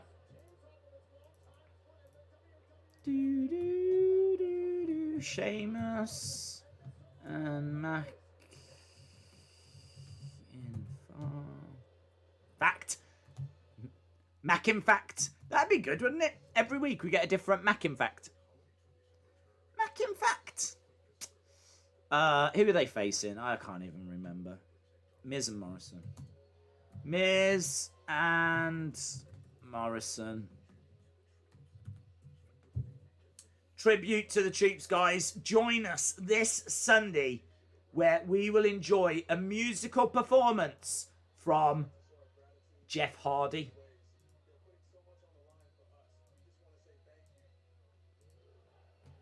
USA! USA!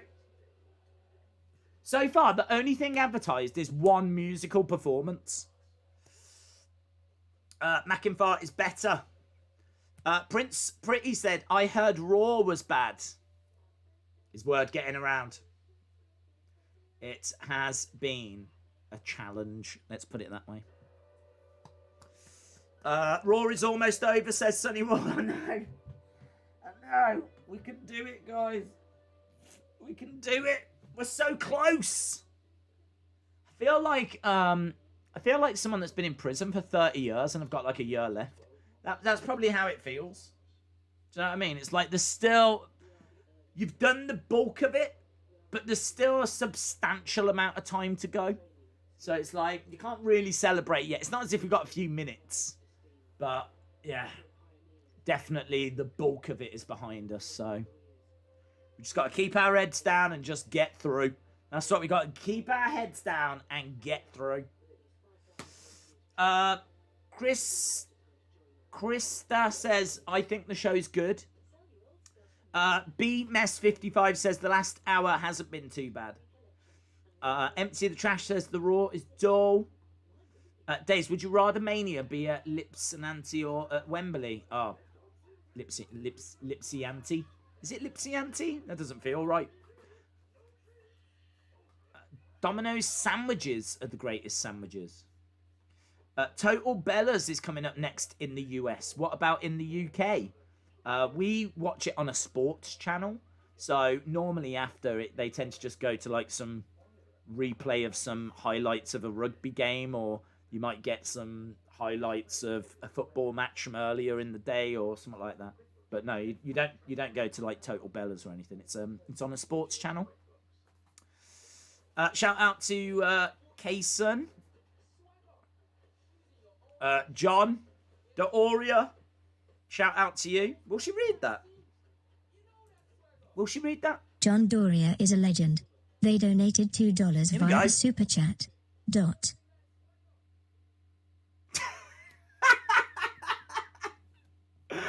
Right now, she's like...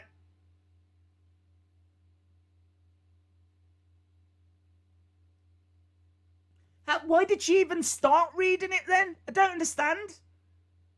She's like this right now.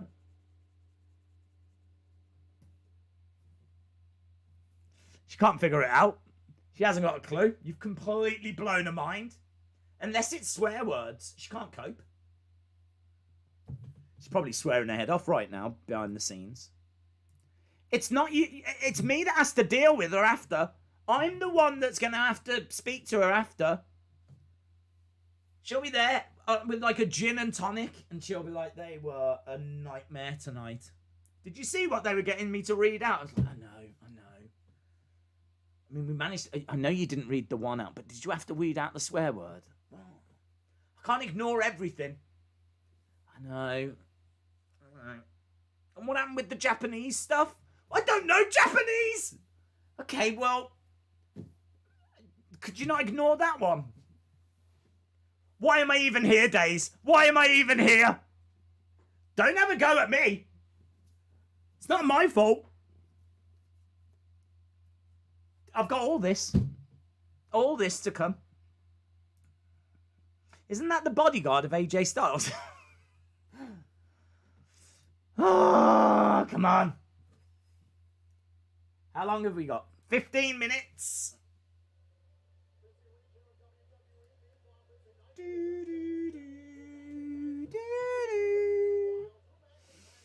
Just shakily lighting a cigarette to ease her tension. Yeah, like...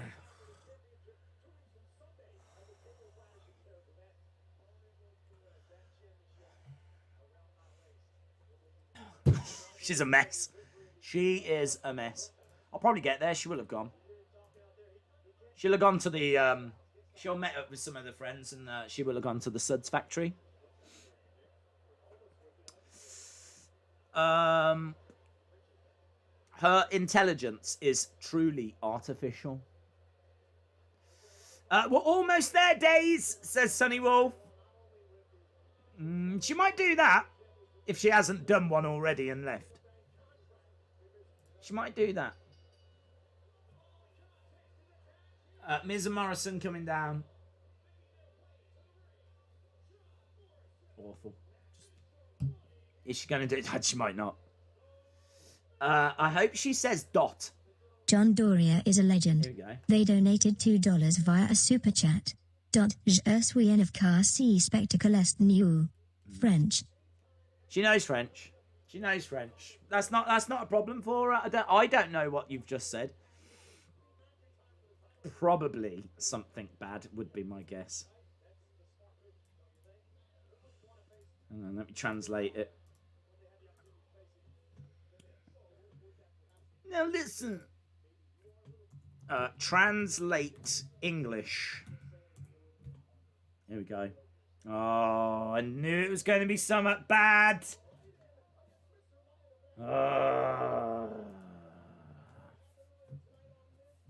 Great. I can't even play what has been said. Thank you. Thank you, John.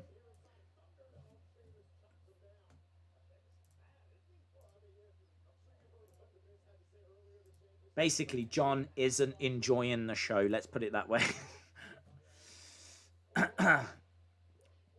Yeah, we are underway with this match. Sheamus is in there with Morrison.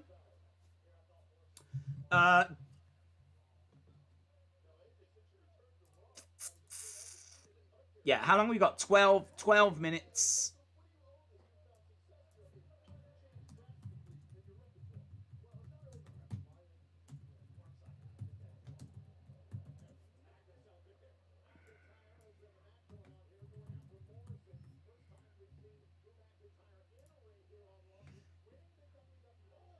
First time we've seen McIntyre in a ring on Raw.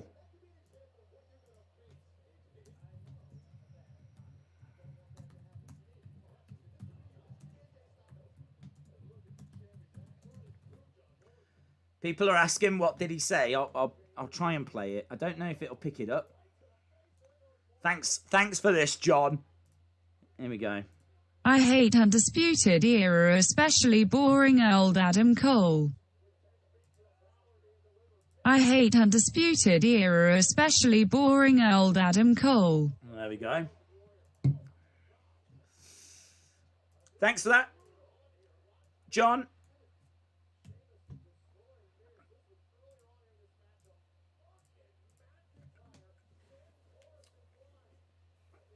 Jake, there you go, Jake.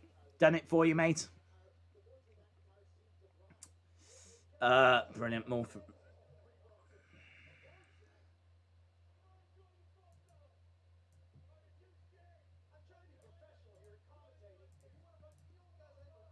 AJ's on commentary.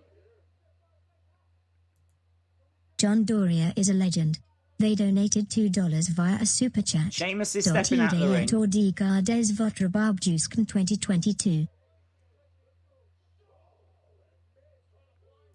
Giddy idea, keep your beard until 2022. Giddy idea? Did you mean to say giddy idea? What's a giddy idea?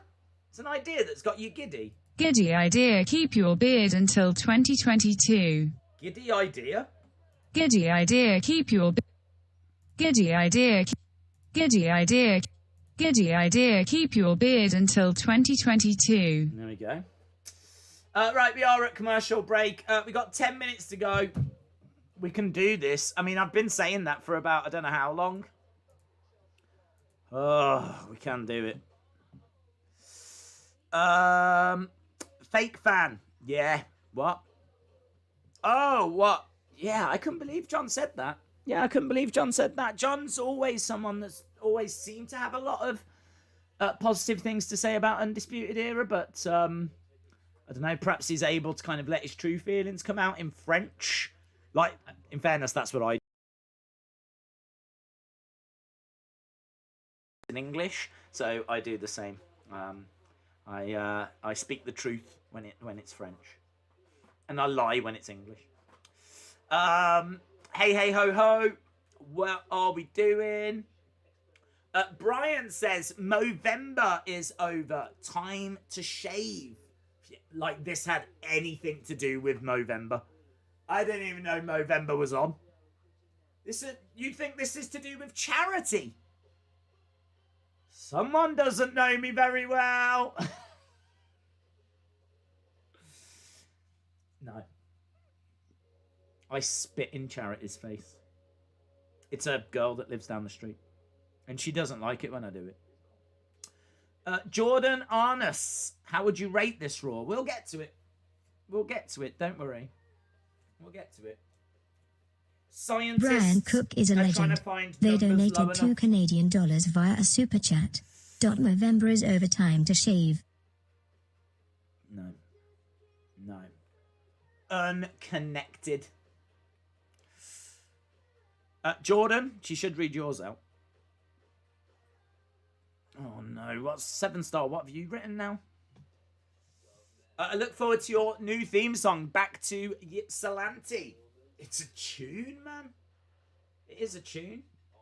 I think that's the kind of thing that one of them hip hoppers should try and remix. You know, one of them Jordan Wiz is a legend. Khalifas. They donated $2.99 via a super chat. How would you rate this Raw? Poorly, but I'll see what number. I've got a number in mind, but we'll see what the chat's saying first. I don't want to influence the chat because you don't know what I'm thinking. I might have really enjoyed the show. I might be sitting here thinking this is a 9 out of 10. I've played my cards close to my chest like a poker player. I've been sitting here like this, playing my cards, so you don't know how I feel. So I don't want to influence you. They donated $2 via a super chat. Look FWRD to your new theme song, Back to Ypsilanti. Yeah, it's a big theme song as well, my friend. I must admit, when we were going down the Ypsilanti road, it was a struggle to see where we were going to end up. But I think we've really got some great stuff out of it. We've found a big new track. We found out about the history of Domino's. We found out about famous Greek battles. So this has undeniably been a successful stream. 7-star is a legend. They donated $5 via a super chat. Ich habe marital aid Canada gesehen, es ist nicht so groß. What have you said? What have you done? What have you done? Hang on, let me have a look.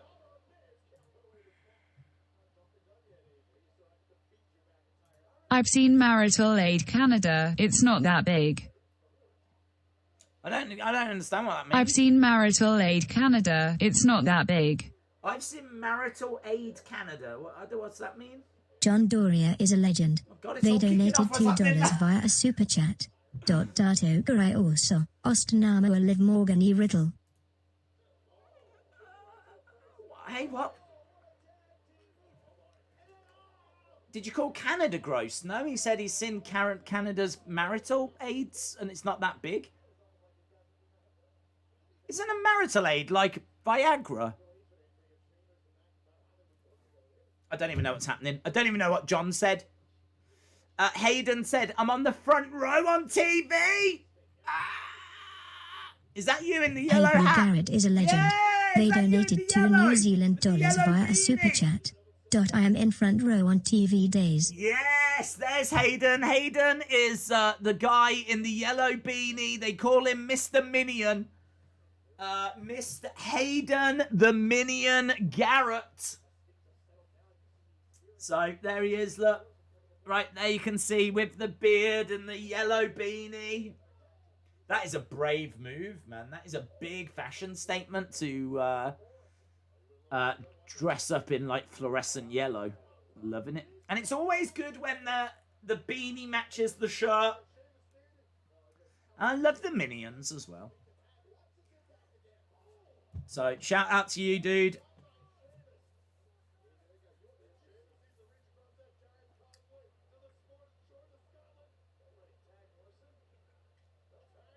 Did he? Is that what? Is that? And she's translated it as marital aid. Is that really? How is that a marital aid? Oh, I don't want to get into that conversation. Nice throw by Drew. We got 4 minutes to go. Morrison backed into the corner, belly to belly. Morrison thrown across the ring. Goes for a nice. Look at that cutter. Net breaker gets up. Kip up by Drew. He does that really well. AJ watching on. Why has Green Shirt Guy not been on TV screens? Because he spent all his money on tickets and he hasn't got a computer. Morrison pulls Sheamus out of the ring. And he goes over the barricade. AJ goes for that phenomenal forearm. DQ.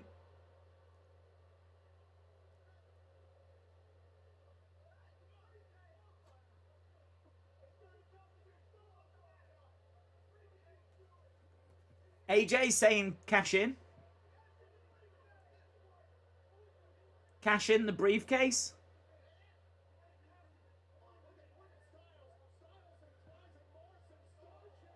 Starship Pain on Drew. Why are they arguing? What's all this? Yeah, I don't think Miz is convinced. He goes for the skull crushing. Here's Omos. Are they going to try for the cash in? It's definitely being teased. Yeah, AJ's cashing it in.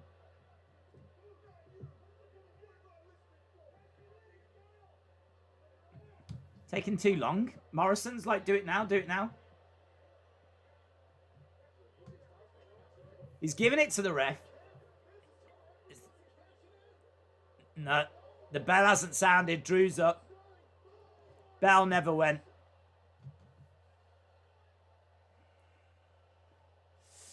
No, no cash in.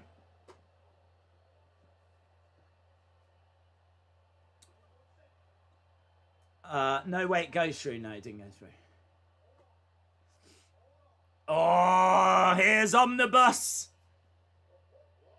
Omnibus puts AJ on his shoulder and they walk at AJ's like, yeah.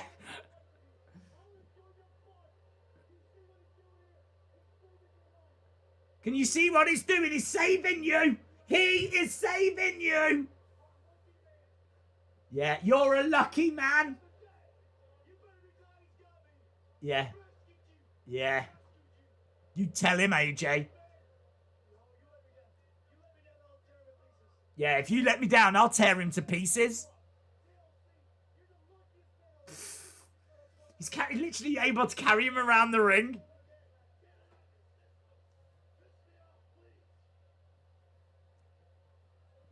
Now that is a fashion statement, isn't it? We've been talking a lot about fashion, but look at Omnibus. He's got an AJ Styles throw just over the shoulder. It's nice. It's all the rage. It's all the rage, actually. A lot of people used to wear fur, and obviously, you know, that's just not cool. So now they started wearing live humans, and that's cool. That's cool. If you're at the point in your life where you can wear a live human, that will be so on trend. I might have that myself next week. I might be sitting here next week with my own live human. And if I am, don't you dare talk to them. He failed to cash in. He did. I wish Jordan could carry me, says Monica. God, you just want to get carried everywhere, don't you? You're lazy. What's going on? Chalmers says cash-in swerves are good. James said I was hoping for a cash-in. Big Boy Daddy says, so was that worse than Super Showdown? That's a really good question, isn't it? It was that. That might be the question. Was that worse than Super Showdown? Was it worse than Super Showdown? Oh, there's a lot of fives. LSW says 2. 5.75, but 10 out of 10 for Ypsilanti. 5.75, 7.25, 5.5. Program for damage says 2. 5.8, 6, 4, 5.8. 0 says 2. Phase Redrug, goodbye to you, my friend. 4.5. 5, 4. Happy birthday, Jordan Rosell. 2.25. 6, 4. 4.5. 4 from 1987. Big fan. Miller's Show. Shout out to you, my friend. Big shout out to Miller and his show, which I call the Big Show. And Big Show doesn't like that. But shout out to Miller's Show. I don't know what Miller shows. I think it's wrestling. Check it out. Looks like I'm going to jump out of my window. Okay. Please call 1-800-RECYCLE-ME first. Yeah? Just saying. Raw was so boring. Yeah, it wasn't brilliant, was it? I think we can definitely file this. And wasn't brilliant. Wrestling is me. Shout out to you. Raw was carp tonight. It was. 7-star shout out to you. 4.5. He was holding him like a boombox. Okay, let's turn the TV down. I think this... I can't say this is worse than Super Showdown. Super Showdown gave us one of the worst results of the year with Fiend and Goldberg. I can't say this is that level. The only thing I'd say about Super Showdown, though, is that it was a spectacle. Like, it was in a big stadium, and it did have a big stage, and there were big entrances. So at least you got that. You didn't get that tonight. But you did get a few decent moments tonight. I think the triple threat was fine. honestly, outside of that, I can't recommend anything. There's nothing on this show that I think was. I mean, like we got Asuka and Dana. Dana was. I mean, like Asuka and Dana, Asuka and Lana. I think this is summed up by Mia Yim finally getting a match, not only losing it, but a mask coming off. That's what sums up tonight's Raw for me. So I think this is bad. I think this is bad. But I can't say it's lower than Super Showdown. Is this... Do you think this is the worst Raw of the year? Is this the worst Raw of the year? That's the question, isn't it? Is this the worst Raw of the year? I would say it was one of them. Austin 316. I'm going to go with... I'll go with a 4. And I can't even tell you why I'm giving it that much. I can't go lower than a 3 because I don't think it's worse than Super Showdown. So I can't go lower than a 3. I could do a 3.5 or a 3.75. But there is nothing on... If I'd have missed this show, my life would have been better. I would have been happier if I didn't see tonight's Austin Raw. 316 is a legend. They donated $2 via a super chat. John is a fake Huey fan and wants Pat to beat them.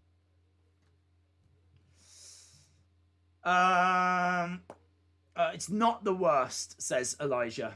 Hat Kid at 5 as well. We've seen a lot of 5s tonight. A lot of 5s and a few 4s and whatever. But yeah, I'm pretty down on this one. This was a struggle. But we got through. We survived. We found a way. We learnt loads of things as well, which is always good. So could have been worse. Absolutely could have been worse. Feel free to get your scores in if you haven't so far. If you haven't, let us Miller's show is a legend. They donated $4.99 via a super chat. My show is wrestling. Shout out to you. I thought it would be, my friend. I thought it would be. Someone told me it was. So there we go. Shout out to you, dude. Shout out. Austin 316. Shout out to you. And hang on, let me try and get down to the latest chats. There we go. Shout out to Miller's show as well. The Raw from 3 weeks ago was worse, says Big Boy Dally.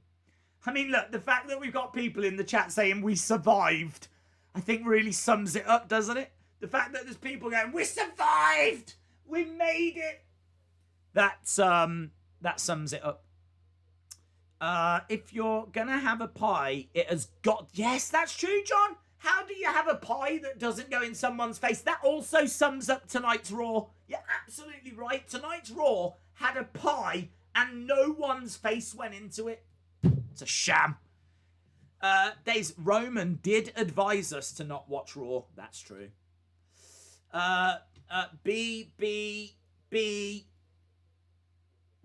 PSI says, I give myself 10 out of 10 for providing a topic that got us through this pathetic Raw. You did very well. Any idea when Samoa Joe is getting back into the ring? There is no talk of it. Could he be a little surprise entry at the Rumble? I would say so. But no, there's no rumours or any talk about Samoa Joe. Brother Nero says 4 big cupcakes out of 10. 7 out of 10 because of Alexa Bliss and The Fiend, says John Cena Gamer. 4 is just being nice, says Prince Pretty. Vince needs to let Triple H or whoever book Raw and SmackDown. Book the matches, not write them. Yes, you're right. There's a lot of times where you've got wrestlers in the ring and they're getting into positions. It doesn't feel so much anymore at times like 2 people actually competing.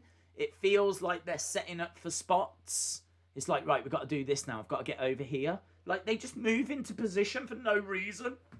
Like, it doesn't make any logical sense, but then it does because they'll do a spot or something. And there was a bit of that tonight. I mean, there's a bit of that in wrestling, full stop, these days. The art of putting on really great back and forth matches and using big moves to kind of, you know, push the match along. It's a dying art. It's either a dying art or WWE just won't let them do it. Because I feel like the match quality is so much better in NXT than what we get on the main roster. So perhaps it's not that the art is dying. It's just not what Vince wants. He wants the eye-catching high spots for the casual fans. I don't know. If this really is the best they can come up with, then... Do you remember how long... Wasn't it that long ago Vince was in the ring and he apologised? Do you remember when Vince and the McMahon family came out and they were like, we're sorry. We know that we need to do better. We know this isn't what you want. Change is coming. Where the flip was it? Where the flip has that change gone? It's nice for AEW to remind us that winter is coming. Oh yeah, that's big on Wednesday, isn't it? Winter is coming. It's here on Wednesday. Miller's Show. Shout out to you, my friend. Thank you so much for the support. There you go. Don't forget, you can check out Miller's Show, which apparently is about wrestling. So, yeah, thanks for joining us, dude. The art of wrestling needs great improvement. 3 hours and nothing happened apart from a new #1 contender. Not even the Fiend stuff was good tonight, says David. What about the big reveal that Reckoning is Mia Yim? Miller's Show is a legend. Hugh. They It donated Hugh. $1.99 You're right. via It a super was chat. absolutely Hugh. Days I have to go. I loved this stream. I mean, look, I think we're done, my friends. We're done. I feel like normally we stick around for a little bit after and we dissect the show. There's really nothing to dissect. I think that we were trying to do what we could as we were getting along. We have had to fight. We have had to battle.